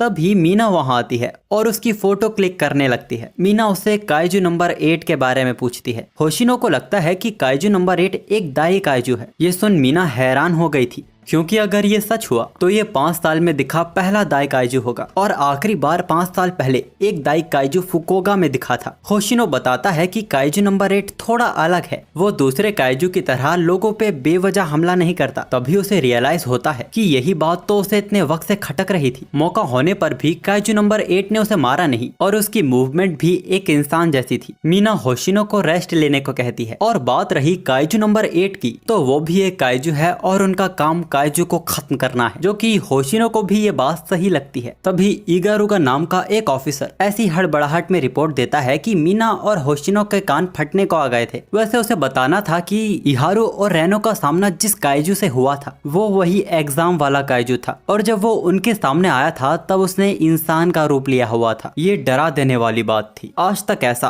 कभी किसी के मुंह से सुना नहीं गया। और ऐसे काइजू को ढूंढा कैसे जाएगा जो इंसानों के रूप में इंसानों के बीच छिप सकता है, जैसे अभी उस अनजान काइजू ने एक और इंसान की बॉडी पे कब्जा कर लिया है। डिफेंस फोर्स के द्वारा इसको कोड नेम काइजू नंबर 9 दिया गया है। दूसरी तरफ रेनो को भी होश आ गया था। वो काफका को सामने देख खुश होता है कि काफका बिल्कुल ठीक है, जिस पर काफका उसे मारता है क्योंकि ये बात तो उसे बोलनी चाहिए। वैसे रेनो काफका को थैंक्स कहता है उसकी जान बचाने के लिए, जो सुन वो लोग शॉक हो जाते हैं क्योंकि उसी रूम में इहारू भी एडमिट था। और ये बात वो रेनो से पूछता भी है कि वो काफका को थैंक्स क्यों कह रहा है, जबकि उसकी जान तो काइजू नंबर 8 ने बचाई थी। किकोरू बात को संभालते हुए कहती है कि काफका ने रिप्रोडक्टिव ऑर्गन्स को ढूंढ निकाला जिसे उन्हें मारने में आसानी हुई, और इहारू उनकी बात पर यकीन भी कर लेता है। जिसके बाद वो काइजू नंबर 8 की पावर की तारीफ करने लगता है, जो सुन काफका भी फूलने लगता है। और ये चीज इहारू फिर नोटिस कर लेता है और किकोरू उसे फिर से पागल बना देती है। अब इसके बाद सीन जाता है सीधा रात को, जहां सभी ने एक होटल में अपने पहले मिशन की कामयाबी पर जश्न रखा था। लेकिन काफका ने जिसे ये सब ऑर्गेनाइज करने को कहा था वो इज़ोमोटेक, जो इस देश की सबसे बड़ी कंपनी है, उसका वारिस हारुइची को दिया था, जिस कारण पार्टी बहुत ही शानदार और महंगी पड़ रही थी। और काफका हारुइची की इस पहचान से बिल्कुल अनजान था। किकोरू बताती है कि इज़ोमोटेक काइजू सूट बनाती है और ये लोग किकोरू की फैमिली से भी अमीर हैं। खैर इसके बाद सभी लोग दबा के खाते हैं और पीते हैं। सभी को खुश देख रेनो को भी खुशी हो रही थी। तभी वाइस कैप्टन होशिनो बोलते हैं कि अभी तो पार्टी शुरू हुई है। अचानक रेनो देखता है कि सभी लोग नशे में आपस में बहस कर रहे हैं, पर गौर करने वाली बात थी कि ये लोग नशे में भी मिशन की ही बात कर रहे थे। पहले मिशन के बाद सभी ने अपने अंदर की कमी को पहचाना है। रेनो को एहसास हुआ कि वो अकेला नहीं है जो यहाँ ताकतवर होना चाहता है। यहाँ काफका ने बारू को पंजे में चैलेंज किया था, जिसमें वो बुरी तरह से हार जाता है। होटल के बाहर हारुइची होटल के मालिक दोजिमा से बात कर रहा था। उनकी बातों से हमें पता चलता है कि हारुइची ने सब कुछ छोड़ के डिफेंस फोर्स ज्वाइन किया है और तब से उसने अपने फादर से भी बात नहीं की है। तभी अचानक वो अपने पीछे बारू को देखता है, जो शायद वॉशरूम जा रहा था, और उसने शायद उनकी बातें भी सुन ली थी। खैर होशिनो सभी को शांत होने को कहता है और सभी के सामने एक बड़ी अनाउंसमेंट करता है। मिशन के दौरान काफका की वजह से कई लोगों की जान बच पाई है, जिसे डिफेंस फोर्स ने नोटिस किया और उन्होंने काफका को फुल टाइम ऑफिसर बनाने का फैसला लिया है। यानी कि अब काफका भी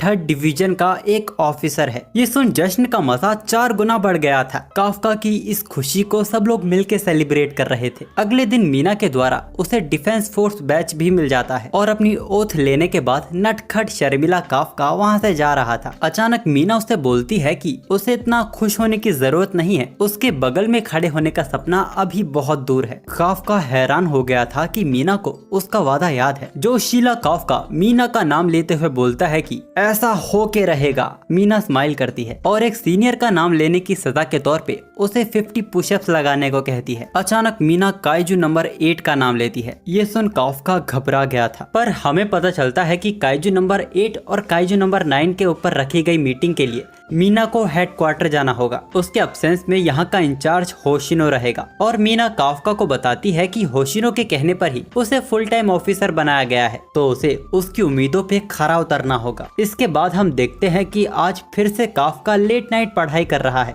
और जब काफी देर हो जाती है तो वाइस कैप्टन के आने से पहले काफका वहाँ से जाने लगता है, पर तभी उसकी नजर ट्रेनिंग रूम में जाती है जिसकी लाइट जली हुई थी। काफका जब वहाँ जाकर देखता है तो वहाँ वाइस कैप्टन अपनी इंटेंस ट्रेनिंग कर रहे थे। काफका ये देख हैरान हो जाता है कि होशिनो काइजू नंबर 8 के साथ हुई लड़ाई को वापस रिक्रिएट कर रहा था और उस इमेजिनरी फाइट में उसने काफका की गर्दन उड़ा दी थी, जो देख काफका की हालत पतली होने लगती है। होशिनो उसे नोटिस कर लेता है और आज फिर से उसके लेट जागने का कारण पूछता है, तो काफका भी उससे यही सवाल करता है। होशिनो बताते हैं कि वो स्ट्रेटजी बना रहे हैं ताकि वो काइजू नंबर 8 को देखते ही कई हिस्सों में काट सके। हमें पता चलता है कि लड़ाई के दौरान होशिनो ने अपने आप को रोका हुआ था। अगर वो अपनी टेक्निक 6 का इस्तेमाल करता तो काफका अब तक मारा जा चुका होता। काफका जानता था कि होशिनो सबकी परवाह करता है, इसीलिए वो खुद काइजू नंबर 8 और काइजू नंबर 9 को मारना चाहता है। काफका होशिनो से बोलता है कि वो लड़ाई में उसकी पूरी मदद करेगा। उसकी ये बात सुनकर होशिनो उसकी गर्दन दबोच लेता है। अब 1% पावर यूज करने वाला होशिनो की मदद करेगा। काफका किसी तरह वहाँ से निकलने की कोशिश करता है। अचानक वाइस कैप्टन बोलते हैं कि वो उससे 1% की उम्मीद तो रख ही सकते हैं, जिसके बाद वो काफका को उसके रूम में आराम करने को बोलते हैं। लेकिन एक बहुत बड़ा खतरा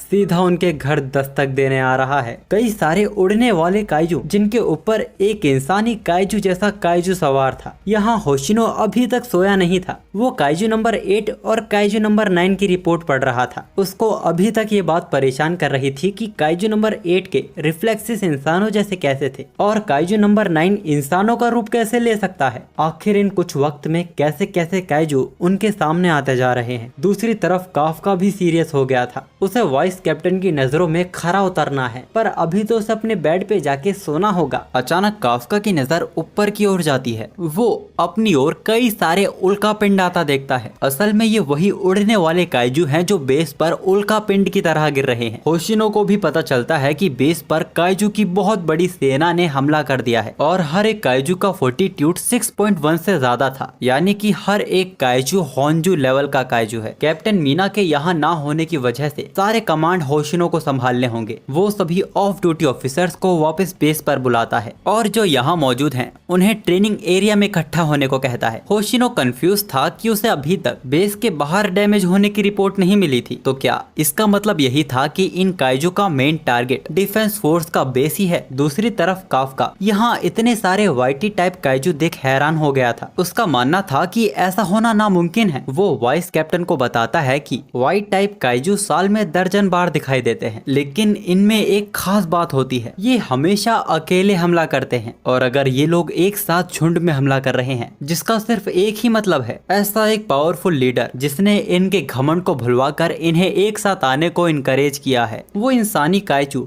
होशिनो से पूछता है कि क्या वो यहाँ सबसे ताकतवर है। होशिनो के सामने एक और इंसानी भाषा बोलने वाला काइजू खड़ा था। होशिनो बोलता है कि फिलहाल तो वही यहाँ सबसे ताकतवर है। साइंटिस्ट कुरोमी बताती है कि इस काइजू का फोर्टीट्यूड 8.3 है, यानी कि ये एक दाई काइजू है। होशिनो ऑफिसर्स को संभालने का काम इगारुका को दे देता है और उसे सभी होंजूस को इंसानों तक पहुंचने से रोकना होगा। तभी वो दाई काइजू अपनी फिंगर से एक प्रेशर क्रिएट करता है, जिससे होशिनो बार बार बचा था। वो होशिनो से इम्प्रेस होता है और एक ताकतवर पंच उसको मारता है, लेकिन होशिनो ने अपने साथ अपने ऑफिसर्स को भी बचा लिया था। वो दाई काइजू अपनी आंख खोलता है। उसकी चीख पर सारे Y1 टाइप काइजू एक्टिव हो जाते हैं, जिसके बाद वो एक और पंच होशिनो को मारने की कोशिश करता है, लेकिन वो बिल्डिंग पर लगता है और वो बिल्डिंग चूर हो जाती है। होशिनो को एहसास हो गया था कि अगर एक पंच भी उसको लगा तो यहाँ उसकी मौत तय है। वो काइजू नंबर 8 के जैसे इसकी चमड़ी को नहीं काट पा रहा था। दूसरी तरफ सारे ऑफिसर्स एक साथ भी एक होंजू को रोक नहीं पा रहे थे। तभी काफका सभी को बताता है कि उन्हें होंजू पर पीछे से हमला करना होगा। असल में इन वाइट टाइप काइजू की चमड़ी पीछे से बहुत ही पतली होती है। ऐसा इनके वेट के लिए होता है ताकि ये आसमान में उड़ सके। काफका बताता है कि इनका कोर भी पीछे ही होता है। हारूची और बारू अलग अलग होकर इन काइजू के पीछे हमला करने की कोशिश करते हैं, लेकिन ये सब एक साथ काम कर रहे थे और कोई भी उनके पीछे नहीं जा पा रहा था। तभी किकोरू बोलती है कि इन्हें मारने का एक और तरीका है। वो तेजी से आगे बढ़ रही थी। उसके हाथों में एक नया हथियार था, जिससे उसने उस काइजू के सख्त हिस्से को तोड़ दिया और उसके कोर को तबाह कर दिया। हमें पता चलता है कि आजकल जिस तरह के काइजू देखने को मिल रहे हैं, कैप्टन वाइस कैप्टन ने फैसला लिया था कि वो इस बेस की सबसे ताकतवर ऑफिसर को स्पेशल वेपन देंगे, जो सिर्फ कैप्टन और वाइस कैप्टन को ही दिया जाता है। इतना कमाल का वेपन होने के बावजूद एक वजह थी कि किकोरू को ये बिल्कुल पसंद नहीं आया। उसे लगता है कि ये वेपन उसके साथ सूट नहीं कर रहा। वैसे मैं आपको बता दूं कि ये वेपन 2 साल पहले शिनागामा में मारे गए होंजू के यूनी ऑर्गन से बनाया गया है और इसकी खूबी है कि ये हमले के दौरान शॉक्स वेव छोड़ता है, जो उसके हर एक हमले को 10 गुना ताकतवर बना देते हैं। उसी वक्त एक और होंजू किकोरू पर हमला करता है, तो इस वेपन के शॉक्स वेव से ही किकोरू ने उसके कोर को तबाह कर दिया था। किकोरू को देखकर रेनो बोलता है कि जैसे मौत ने अपना हथियार हाथ में लिया हो। तभी एक और होंजू किकोरू पर ऊपर से हमला करने आता है लेकिन उससे पहले रेनो ने उसे जमा दिया था। किकोरू भी हैरान हो गई थी कि रेनो कब से इतना काबिल हो गया कि उसने एक होंजू को जमा दिया। खैर, किकोरू उसकी गर्दन उड़ा देती है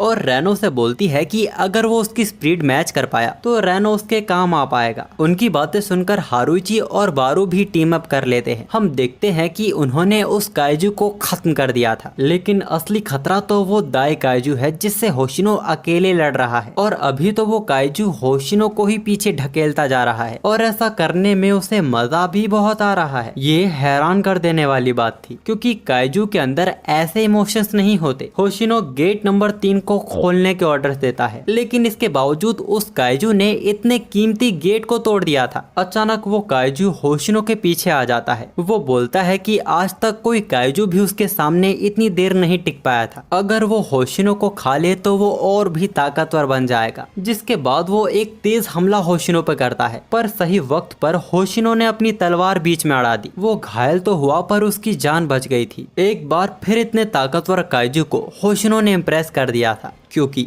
उसका एक हाथ जमीन पे कट के नीचे गिर चुका था। हमें पता चलता है कि होशिनो ने शुरू से अपने आप को रोका हुआ था। वो पूरे वक्त इस दाई काइजू को यहाँ लाने की कोशिश कर रहा था ताकि वो अपने सूट की पूरी पावर का यूज कर सके। वो अपने सूट की 92% पावर का यूज करता है। दूसरी तरफ किकोरू की दोस्त मिनासे एक होंजू के हाथों मारी जाने वाली थी, पर वक्त पर काफ्का अपने पैरों को ट्रांसफॉर्म करता है और मिनासे को बचा लेता है। वो हैरान हो गई थी। वो काफ्का से पूछती है कि क्या वो अपने सूट की कॉम्बैट पावर का यूज करना सीख गया है। काफ्का हड़बड़ा जाता है और कुछ भी बोलने लगता है। इस दौरान वो होंजू एक बार फिर उन पर हमला करने वाला था, लेकिन एन मौके पर किकोरू वहां आकर उस होंजू को खत्म कर देती है। किकोरू बोलती है कि वो और रेनो होंजूस को संभाल लेंगे, तब तक मिनासे और काफ्का घायलों को सेफ जगह पहुंचाएं। रेनो भी काफ्का को इस बार कोई भी रिस्क लेने से मना करता है। वो बोलता है कि काफ्का अब फुल टाइम ऑफिसर है, उसे अपने साथियों पे भरोसा रखना होगा। जिसके बाद वो सभी मिलकर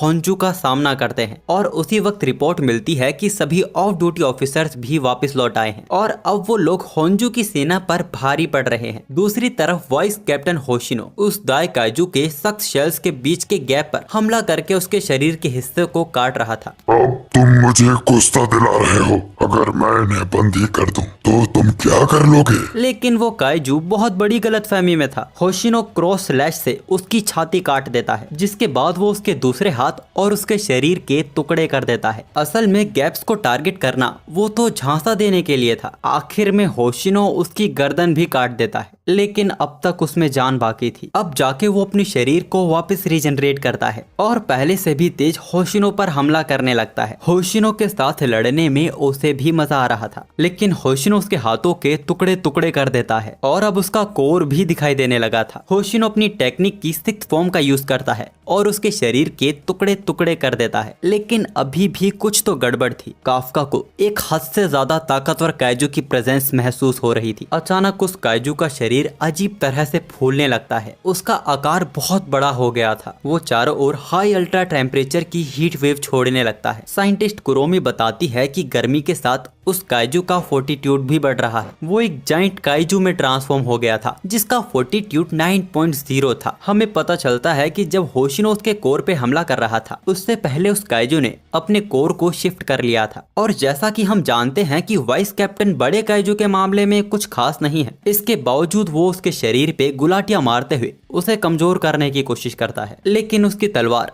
एक जाइंट काइजू के लिए जिसकी चमड़ी इतनी सख्त हो, ऐसे शरीर के सामने ये हथियार एकदम बेकार था। इसके बावजूद होशिनो पीछे नहीं हट रहा था, पर होशिनो का सूट अब ओवरहीट हो चुका था। अब वो अपने सूट का यूज अब कुछ और मिनट ही कर पाएगा। ऊपर से ये उड़ने वाले काइजू होशिनो के पास आके फट रहे हैं। होशिनो किसी तरह अपने आप को बार बार बचा पा रहा था, लेकिन इन धमाकों की वजह से वहाँ स्मोक क्रिएट हो जाता है, जिसका फायदा उठा के वो उस काइजू को चकमा देकर उसके पीछे वाली बिल्डिंग पर आ जाता है और अपनी टेक्निक की 6th फॉर्म का यूज करके वो उसके कोर को तबाह करने वाला था। लेकिन इस फॉर्म में उसके पास अनगिनत आंखें थी। वो होशिनो को जोर का मुक्का मारता है, जिससे वो कई बिल्डिंग तोड़ते हुए काफी दूर जाके गिरा था। सभी को लगने लगता है कि होशिनो की मौत हो चुकी है। हमें होशिनो का पास्ट दिखाया जाता है। होशिनो सैमुराई फैमिली से बिलोंग करता है। वो पैदाइशी तलवारबाजी में अच्छा था और डिफेंस फोर्स ज्वाइन करके वो सबकी रक्षा करना चाहता था। लेकिन आज के मॉडर्न वक्त में तलवार लोगों के बीच सिर्फ इतिहास इतिहास बनकर रह गई हैं। अब स्टोरी वापस प्रेजेंट में आती है। कुरोमी पागल हो चुकी थी क्योंकि ऐसे कठिन वक्त में उन्होंने एक महान ऑफिसर को खो दिया था। तभी होशिनो बोलता है कि वो जिंदा है, उसने अपनी शील्ड को मैक्सिमम पर सेट कर दिया था। इसके बावजूद उसे काफी चोट आई है। वो किसी तरह वापस अपने पैरों पे खड़ा होता है, लेकिन अब उसका सूट अपनी लिमिट पे पहुंच चुका है। वो काइजू भी हर बिल्डिंग तोड़ते हुए होशिनो को ढूंढ रहा था। वो उसको देखते ही एक जोरदार पंच उसको मारता है, लेकिन होशिनो एक लंबी छलांग लगाकर उसके चेहरे पर अपनी टेक्निक की फर्स्ट फॉर्म का यूज करता है। पर इन सब से कोई फायदा नहीं था। उसकी हीलिंग एबिलिटी पहले से भी कई गुना ज्यादा ताकतवर हो चुकी थी। होशिनो की हालत बद से बदतर होती जा रही थी। एक बार फिर कहानी वापस पास्ट में जाती है। होशिनो के फादर उसे डिफेंस फोर्स ज्वाइन करने की जिद छोड़ने को कह रहे थे क्योंकि गन्स के साथ होशिनो की कॉम्बैट पावर बहुत ही कम है और तलवारों से वो काइजू का सामना कर नहीं पाएगा। कुछ साल बीत जाते हैं, लेकिन होशिनो ने अपनी जिद नहीं छोड़ी थी और लोगों ने अपनी सलाह, लेकिन मीना ने उससे कुछ और कहा। वो होशिनो को अपनी टीम में रखना चाहती थी। उसका मानना था कि एक दिन ऐसा भी आएगा जब उनका सामना छोटे मगर ताकतवर काइजू से होगा और कैप्टन मीना शॉर्ट रेंज की फाइट में कुछ खास नहीं है। उस दिन होशिनो की टेक्निक ही सबके काम आएगी। वो इकलौती थी जिसने होशिनो को एक्सेप्ट किया था, इसीलिए वो किसी भी हालत में मीना को निराश नहीं करेगा। वो अपनी टेक्निक की हर एक फॉर्म का यूज करने लगता है, लेकिन जब वो अपनी 6th फॉर्म का यूज करने वाला था तब वो दाई काइजू उसे अपने हाथों में दबोच लेता है और अपने हाथों के बीच वाइस कैप्टन होशिनो को मसलने लगता है। होशिनो को बचाने के लिए काफका सबके सामने ट्रांसफॉर्म होने वाला था। रेनो काफका को रोकने की कोशिश कर रहा था, पर तभी सभी के ईयरफोन्स में एक आवाज आती है। होशिनो मुस्कुराता है और तभी उस काइजू पे एक ब्लास्ट होता है जिसमें उसका हाथ शरीर से अलग हो गया था और होशिनो उसके चंगुल से आजाद हो जाता है। मीना यहाँ पहुंच चुकी थी। वो एक और शॉट काइजू पे कनेक्ट करती है जिससे उसका दूसरा हाथ भी तबाह हो गया था। तभी ये Y1 टाइप काइजू मीना के पास आके फटने लगते हैं। होशिनो को समझ आ चुका था कि इसको अकेले मीना भी नहीं मार पाएगी, उसे उसके लिए मौका बनाना होगा। किसी तरह वो अपने सूट की 63% पावर का यूज करता है और उस काइजू के पैरों पे हमला करता है ताकि वो अपनी जगह से हिल ना सके, लेकिन इन सब से कोई फायदा नहीं था। उसकी चोटें तुरंत हील हो रही थी। तभी किकोरू वहाँ आती है और अपने एक्स से उसके पैरों पर हमला करती है, पर उसके अटैक से खरोच तक नहीं आई थी। होशिनो किकोरू की तारीफ करता है और बोलता है कि वो उसकी चमड़ी को खोलेगा, जिसके बाद किकोरू उसकी चोट पर हमला करेगी। ये तरीका काम कर गया था। वो काइजू अपने घुटनों पर आ जाता है, लेकिन ये लोग फिर से ऐसा नहीं कर पाएंगे। इतने होंजू से लड़ने के बाद किकोरू का सूट भी ओवरहीट हो चुका था, लेकिन मीना को भी उस काइजू के कोर पर हमला करने का मौका मिल गया था। उस काइजू का कोर एक्सपोज हो चुका था। मीना के पास ये आखिरी बुलेट है। सभी ऑफिसर्स मीना तक किसी भी होंजू को पहुंचने नहीं दे रहे थे। होशिनो उसकी बॉडी पे चढ़ जाता है और जितना हो सके उसके शरीर को डैमेज करने लगता है, लेकिन इस चक्कर में वो ठीक उसके मुंह के सामने आ गया था। पर मीना को भी इतना वक्त मिल चुका था कि वो अपनी पूरी ताकत से उस काइजू पे हमला कर सके। वो हमला काइजू के शरीर को फाड़ देता है। उसका कटा हुआ सर चीख रहा था। उसका कटा हुआ सिर जमीन पे आ गिरता है। आखिर उस दाई काइजू की मौत हो चुकी थी। सब कुछ शांत हो चुका था। जब सब लोग एक दूसरे की मदद करने लगते हैं तब तो काफका की आंखों में आंसू ही आ गए थे। वो बोलता है कि ये वही डिफेंस टीम है जिसको वो हमेशा से ज्वाइन करना चाहता था, जिसका वो हमेशा से हिस्सा बनना चाहता था। रेनो उसके इमोशनल चेहरे का मजाक उड़ाता है। दूसरी तरफ होशिनो अब किकोरू को आराम करने को कहता है। बचे हुए होंजू को वो संभाल लेगा। तभी मीना उसको मारती है क्योंकि आराम की जरूरत तो होशिनो को भी थी। 3rd डिवीजन के मेंबर्स मीना को भी आराम करने को कहते हैं। मल्टीपल शॉट्स की वजह से उसका खुद का सूट भी 1% पावर पर ही बचा था। तभी अचानक मीना का टाइगर जोर जोर से दहाड़ने लगता है। वो सभी लोग देखते हैं कि सभी होंजू मिलकर बिग काइजू बॉम्ब बना रहे हैं। साइंटिस्ट कुरोमी बताती है कि ये बॉम्ब न्यूक्लियर बॉम्ब जितना ताकतवर है। अब उन्हें समझ आया कि वो दाई काइजू मौत से पहले क्यों चीखा था। होशिनो सभी ऑफिसर्स को शूट करने से रोकता है, वरना ये बॉम्ब तुरंत फट जाएगा। उनके पास भागने का भी वक्त नहीं है। हर कोई यहाँ मारा जाएगा। उस काइजू में अब भी थोड़ी जान बाकी थी। वो बोलता है कि ना तो तुम जीते ना मैं हारा। तभी काफका तेजी से बॉम्ब की ओर भागने लगता है। होशिनो उसे रोकने की कोशिश कर रहा था। वो बोलता है कि वो कुछ नहीं कर पाएगा, लेकिन अचानक वो रियलाइज करता है कि काफका बहुत तेज भाग रहा है। जो अपने सूट की 1% पावर का यूज न कर पाता हो, उसका ऐसी छलांगे लगाना नामुमकिन है। काफका सभी के सामने काइजू नंबर 8 में ट्रांसफॉर्म हो गया था। होशिनो को शुरुआत से काफका पे शक था, लेकिन वक्त के साथ वो उसे पसंद आने लगा, जिस कारण उसने काफका के काइजू होने की संभावना को नजरअंदाज कर दिया था। काफका खुद भी दुखी था, लेकिन उसके दोस्तों की जान उसके इमोशन से बढ़कर है। वो पूरी ताकत इकट्ठा करता है और तेजी से बॉम्ब की ओर बढ़ने लगता है। काफका अपनी पूरी ताकत से उस बॉम्ब को जमीन से दूर आसमान की ऊंचाई में ढकेलने लगता है। मीना सभी ऑफिसर्स को शील्ड को मैक्स पे ऑन करके जमीन पे लेटने को कहती है। काफका भी जमीन पर आ गिरा था। उस बॉम्ब के फटते ही आसपास का हिस्सा बुरी तरह तबाह होने लगता है। काफका सभी के सामने चट्टान की तरह खड़ा होकर उस प्रेशर को सह रहा था। जब चीजें शांत हो जाती है तब काफका को काइजू होने की वजह से अरेस्ट कर लिया जाता है। तुरंत ये बात हाई कमांड्स के सीनियर्स तक भी पहुंच चुकी थी। उनका मानना था कि मीडिया से ये बात छुपाकर उसको मार के उसके शरीर के वेपन बनाकर यूज करना चाहिए, लेकिन किकोरू के father director general of defence force Ishao Shinomiya फैसला लेते हैं कि फैसला उसको यहाँ लाने के बाद ही लिया जाएगा। पूरा एक दिन बीत चुका था काफका को पकड़े हुए। काफका को हाई सिक्योरिटी चैम्बर में बंद करके रखा हुआ है। वो अपने आप को छुड़ाने की कोशिश भी नहीं कर रहा। वो बस मीना के बारे में सोच रहा है कि वो उसके बारे में क्या सोच रही होगी। तभी मीना और बाकी ऑफिसर्स वहाँ आते हैं। काफका को मेन हेडक्वार्टर ले जाने का वक्त आ चुका था। सब कुछ शांति से हो रहा था। काफका भी चुपचाप था। वो जानता था कि उसने माफी मांगने का हक खो दिया है। काफका को ट्रक में लोड किया जाता है। इस दौरान वो रेनो से आंखें भी नहीं मिला पा रहा था। आखिर उसने उसकी सारी कोशिशों पर मूत जो दिया है। लेकिन दरवाजा बंद होने से पहले रेनो आगे आकर बोलता है कि वो उसके आने का इंतजार करेगा। ट्रक बंद हो जाने के बाद मीना बोलती है कि यहाँ कैमरा नहीं है और बताती है कि वो उसकी मदद के लिए लोगों के बयान और फुटेज इकट्ठा कर रही है। वो उसे बताती है कि 3rd डिवीजन में कोई उसे दुश्मन नहीं मानता, बल्कि सब उसे हीरो मानते हैं। इसके बाद काफका को फिर बांध दिया जाता है। काफका मीना से पूछता है कि क्या उसे अभी भी उसके साथ खड़ा होने का मौका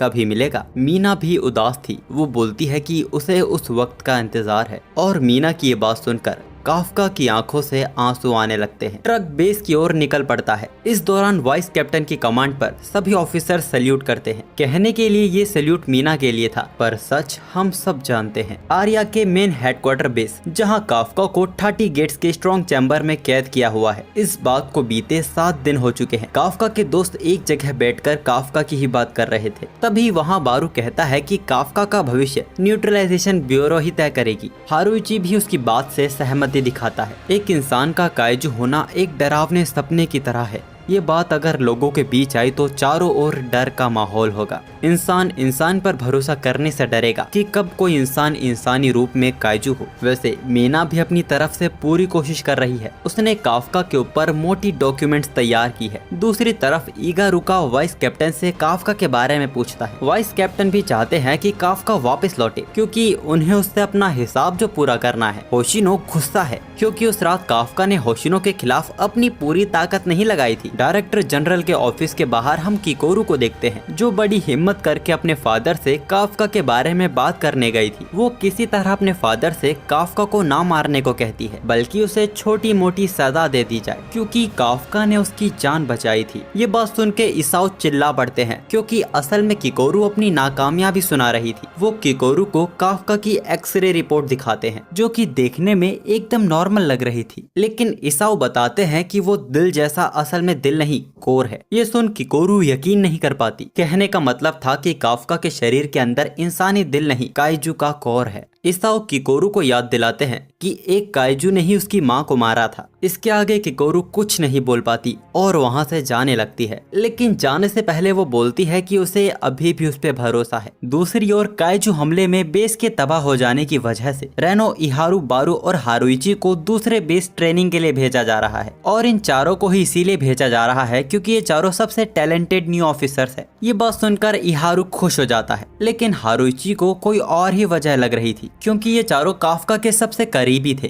तो शायद इन चारों को दूसरे बेस ट्रेनिंग के बहाने इनकी हरकतों पे नजर रखी जाएगी। इहारू ये बात मीना से पूछता है और अगर ये बात सच है तो वो ऑर्डर मानने से इनकार कर रहा है। मीना साफ कहती है कि इससे काफका का कोई संबंध नहीं है। तभी वहाँ रेनो बोलता है कि वो जाएगा। इहारू सबसे ज्यादा हैरान था। वो रेनो को एक बार फिर सोचने को कहता है, लेकिन रेनो ने फैसला ले लिया है। इसके कुछ देर बाद हम हारुइची को टेरिस पर अकेला बैठा हुआ देखते हैं। वो अपने फोन में कॉन्टेक्ट स्क्रॉल कर रहा था। तभी बारू भी वहाँ बातें करते करते हुए आ जाता है। हारुइची को वहाँ देखकर वो वहाँ से जाने लगता है। हारुइची उसे रोक लेता है। हमें पता चलता है कि बारू भी काफका को बचाना चाहता है। इससे पहले बारू आर्मी में एक अच्छी पोस्ट पे था, तो वो वहीं से मदद लेने की कोशिश कर रहा है। दूसरी तरफ काफका, जिसको अभी तक कैद किया हुआ है, वो मीना की उसी बात को याद कर रहा था कि अगर उसने साबित कर दिया कि वो एक इंसान है तो शायद उसे छोड़ा जा सकता है, लेकिन इसके लिए सभी को उसकी बात सुननी होगी। तभी डायरेक्टर जनरल इसाओ खुद वहाँ आते हैं और किकोरू भी वहाँ मौजूद थी। काफका चिल्ला चिल्ला कर बोल रहा था कि वो एक इंसान है। इसाओ काफका की बेड़ियां खोलने के ऑर्डर्स देते हैं। एक ऑपरेटर ऐसा करने से हिचकिचा रहा था। डायरेक्टर इसाओ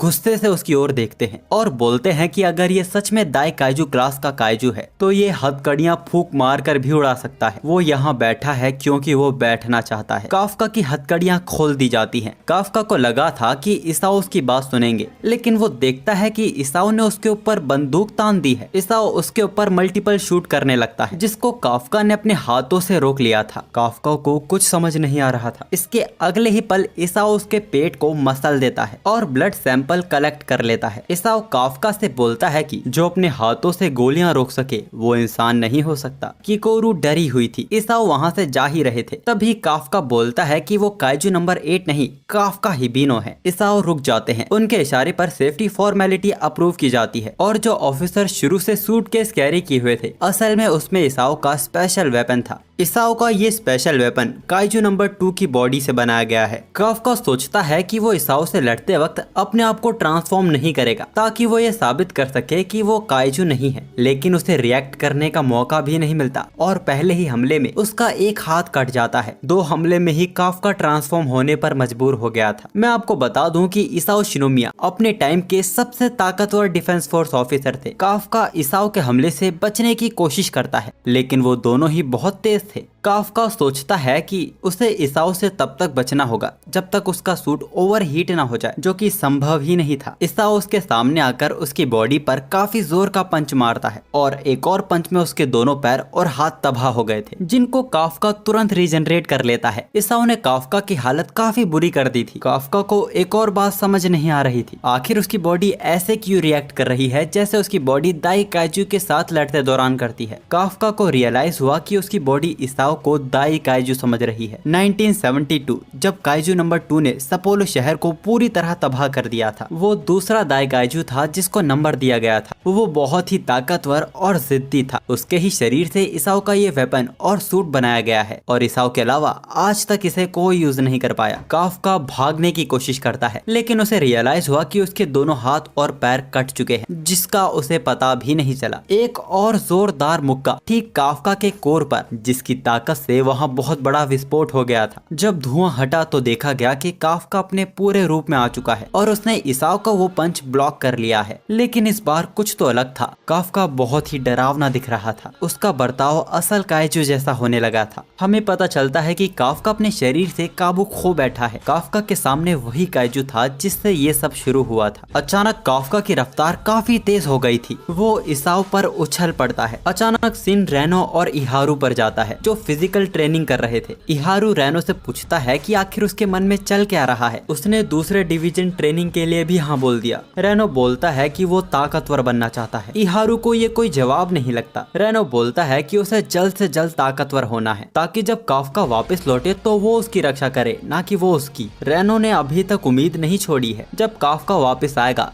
तब उसे उसके सामने ताकतवर दिखना है। उसकी बात सुनकर इहारू भी जोश में आ जाता है और ट्रेनिंग करने लगता है। तभी प्लेटून लीडर्स वहाँ आते हैं, जो कि बताते हैं कि आज काफका पर फैसला लिया जाने वाला है और यही कारण है कि कोई भी किसी काम पर ध्यान नहीं दे पा रहा। तभी मीना से बोलती है कि काफका को कुछ नहीं होगा। सभी ने काफका के लिए माफी लेटर भेजा है और इसीलिए मीना को भी हेडक्वार्टर बुलाया गया है। रेनो को इसके बारे में नहीं पता था। मीनासे को लगता है कि जरूर कोई गुड न्यूज होगी, इसीलिए मीना को बुलाया गया है। पर यहाँ हम देखते हैं कि मीना के साथ काफी कोल्ड बिहेव किया जा रहा है। उसको काफका के एग्जामिन खत्म होने तक इंतजार करने को कहा गया है। दूसरी तरफ काफका आउट ऑफ कंट्रोल हो चुका था। किकोरू चिल्लाकर उसे रोकने की कोशिश करती है, लेकिन इससे कोई फायदा नहीं होता। काफका अपनी पूरी ताकत से इसाओ पर हमला करता है। इसाओ उस हमले से बच गया था, लेकिन काफका अपनी कमर को तोड़कर पूरा मुड़ जाता है और एक अनएक्सपेक्टेड अटैक करता है। इसाओ ने उस अटैक को ब्लॉक कर लिया था। काफका एक ऐसे पागल जानवर की तरह लड़ रहा है जो कि जानता है कि उसका शरीर वापस रीजनरेट हो जाएगा। काफका इसाओ पर मल्टीपल पावरफुल पंचेस मारने लगता है, जिसको ना सह पाने की वजह से वो पीछे हट जाते हैं। वो ये एडमिट करते हैं कि अगर काइजू नंबर 2 का कवच नहीं होता तो अब तक उनकी मौत हो गई होती। इसाओ काफका के कोर पर सोनिक बूम अटैक करता है, जो कि काइजू नंबर 2 का स्पेशल रेंज अटैक था। लेकिन इसाओ ये देख हैरान हो जाता है कि काइजू नंबर 8 के शरीर में कोर ही नहीं है। हम देखते हैं कि काइजू नंबर 8 इसाओ के पीछे अपने कोर से पूरे शरीर को वापस रीजनरेट कर लेता है। वो इसाओ के पीछे प्रकट हो गया था, जिसके बाद उन दोनों के बीच फिर से टकराव होता है। इतने प्रेशर से शेल्टर की दूसरी लेयर, जो कि बहुत ही मजबूत थी, वो तबाह हो जाती है। देखा जाए तो असल में मुकाबला काइजू नंबर 8 और काइजू नंबर 2 में हो रहा था। एक सीनियर ऑफिसर हैरानी के साथ बोलता है कि अगर इसाओ को काफका को मारना ही होता तो वो उसे अपने पहले अटैक में ही मार सकते थे, जब काफका अपने इंसानी रूप में था। ऐसा लग रहा है जैसे इसाओ नंबर 8 को टेस्ट कर रहा है। किकोरू को एहसास हुआ कि उसी के कहने पर उसके फादर काफका को एक मौका दे रहे हैं। दूसरी तरफ हारुची और बारू अभी तक काफका की बात कर रहे थे। बारू काफका को बचाना चाहता है। हारुची पूछता है पर वो तो एक इंसानी काइजू है। बारू का मानना है कि इंसान को उसके पास से नहीं, उसके बर्ताव से जज करना चाहिए। उसकी बात सुनकर हारुची को आखिर समझ आ गया था कि उसे क्या करना चाहिए। दूसरी तरफ लड़ाई के दौरान काइजू नंबर 8 ने इसाओ को बुरी तरह इंजर्ड कर दिया था। अचानक काइजू नंबर 8 का रंग और उसका कद पूरी तरह बदल चुका था। वो कई गुना ज्यादा ताकतवर हो चुका था। शुरू से जिस बैटल को इसाओ डोमिनेट कर रहे थे,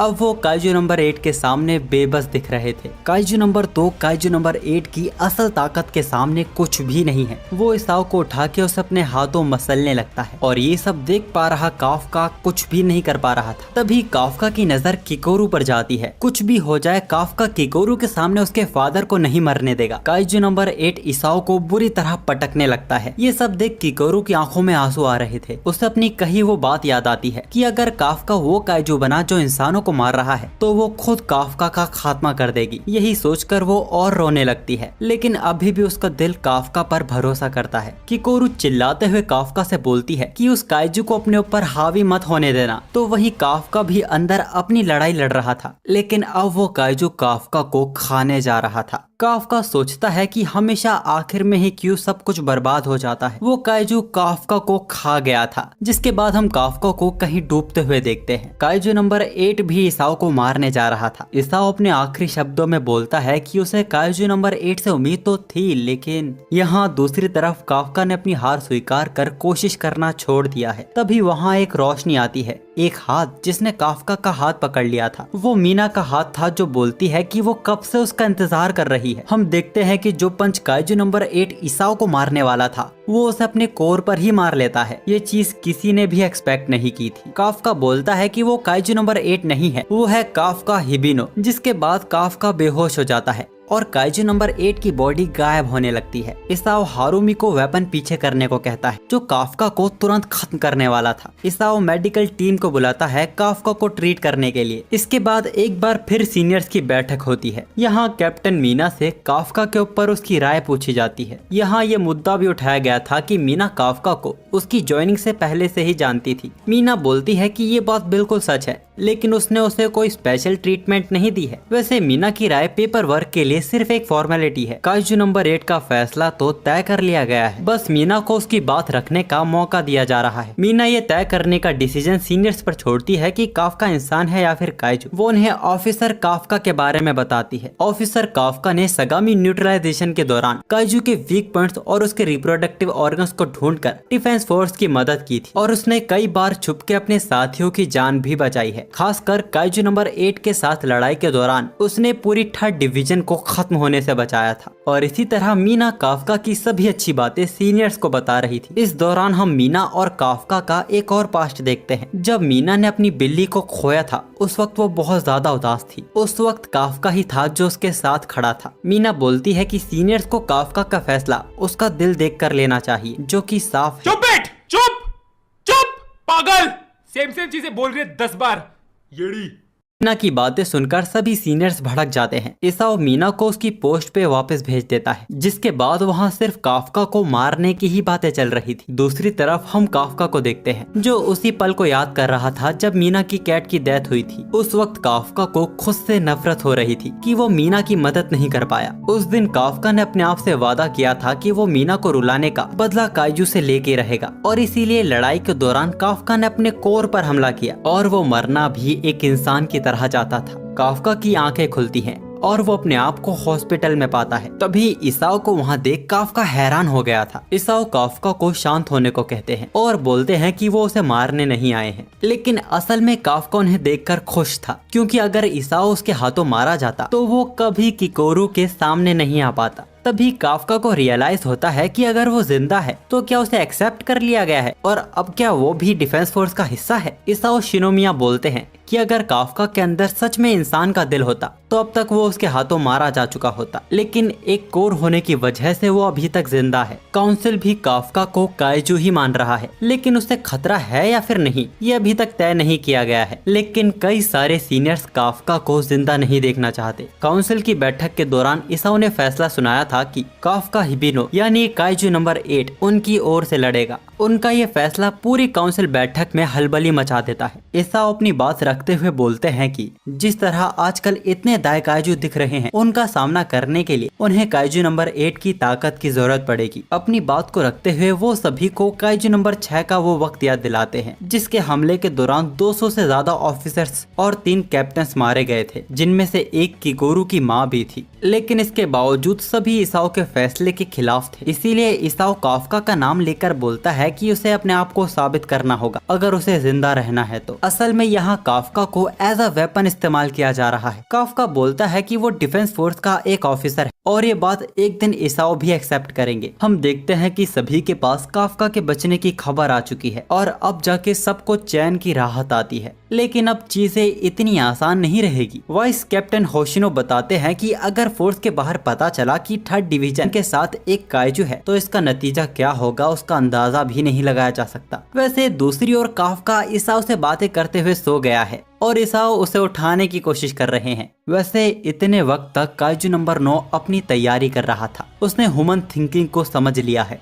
और वक्त आ चुका है अपने प्लान को अंजाम देने का। काइजू नंबर 9 का मकसद इंसानों से काइजू की पावर्स वापस छीनना है और यहाँ पे काइजू नंबर 8 का ये सीजन खत्म होता है। और आपके लिए ये खुशखबरी है कि काइजू नंबर 8 अगले साल वापस आ रहा है अपने दूसरे सीजन के साथ, यानी कि आगे की कहानी आपको जानने के लिए ज्यादा इंतजार नहीं करना पड़ेगा, सिर्फ 1 साल। हमने तो इससे ज्यादा अपने फेवरेट एनिमे का इंतजार किया है, लेकिन अब तक वो वापस नहीं लौटा। वैसे आप काफ्का को किसके साथ देखना चाहते हैं, मीना या किकोरू? कमेंट में जरूर बताना। और अगर आप इन दोनों को मेरे साथ देखना चाहते हैं तो इस वीडियो को लाइक करके चैनल को सब्सक्राइब कर दीजिएगा।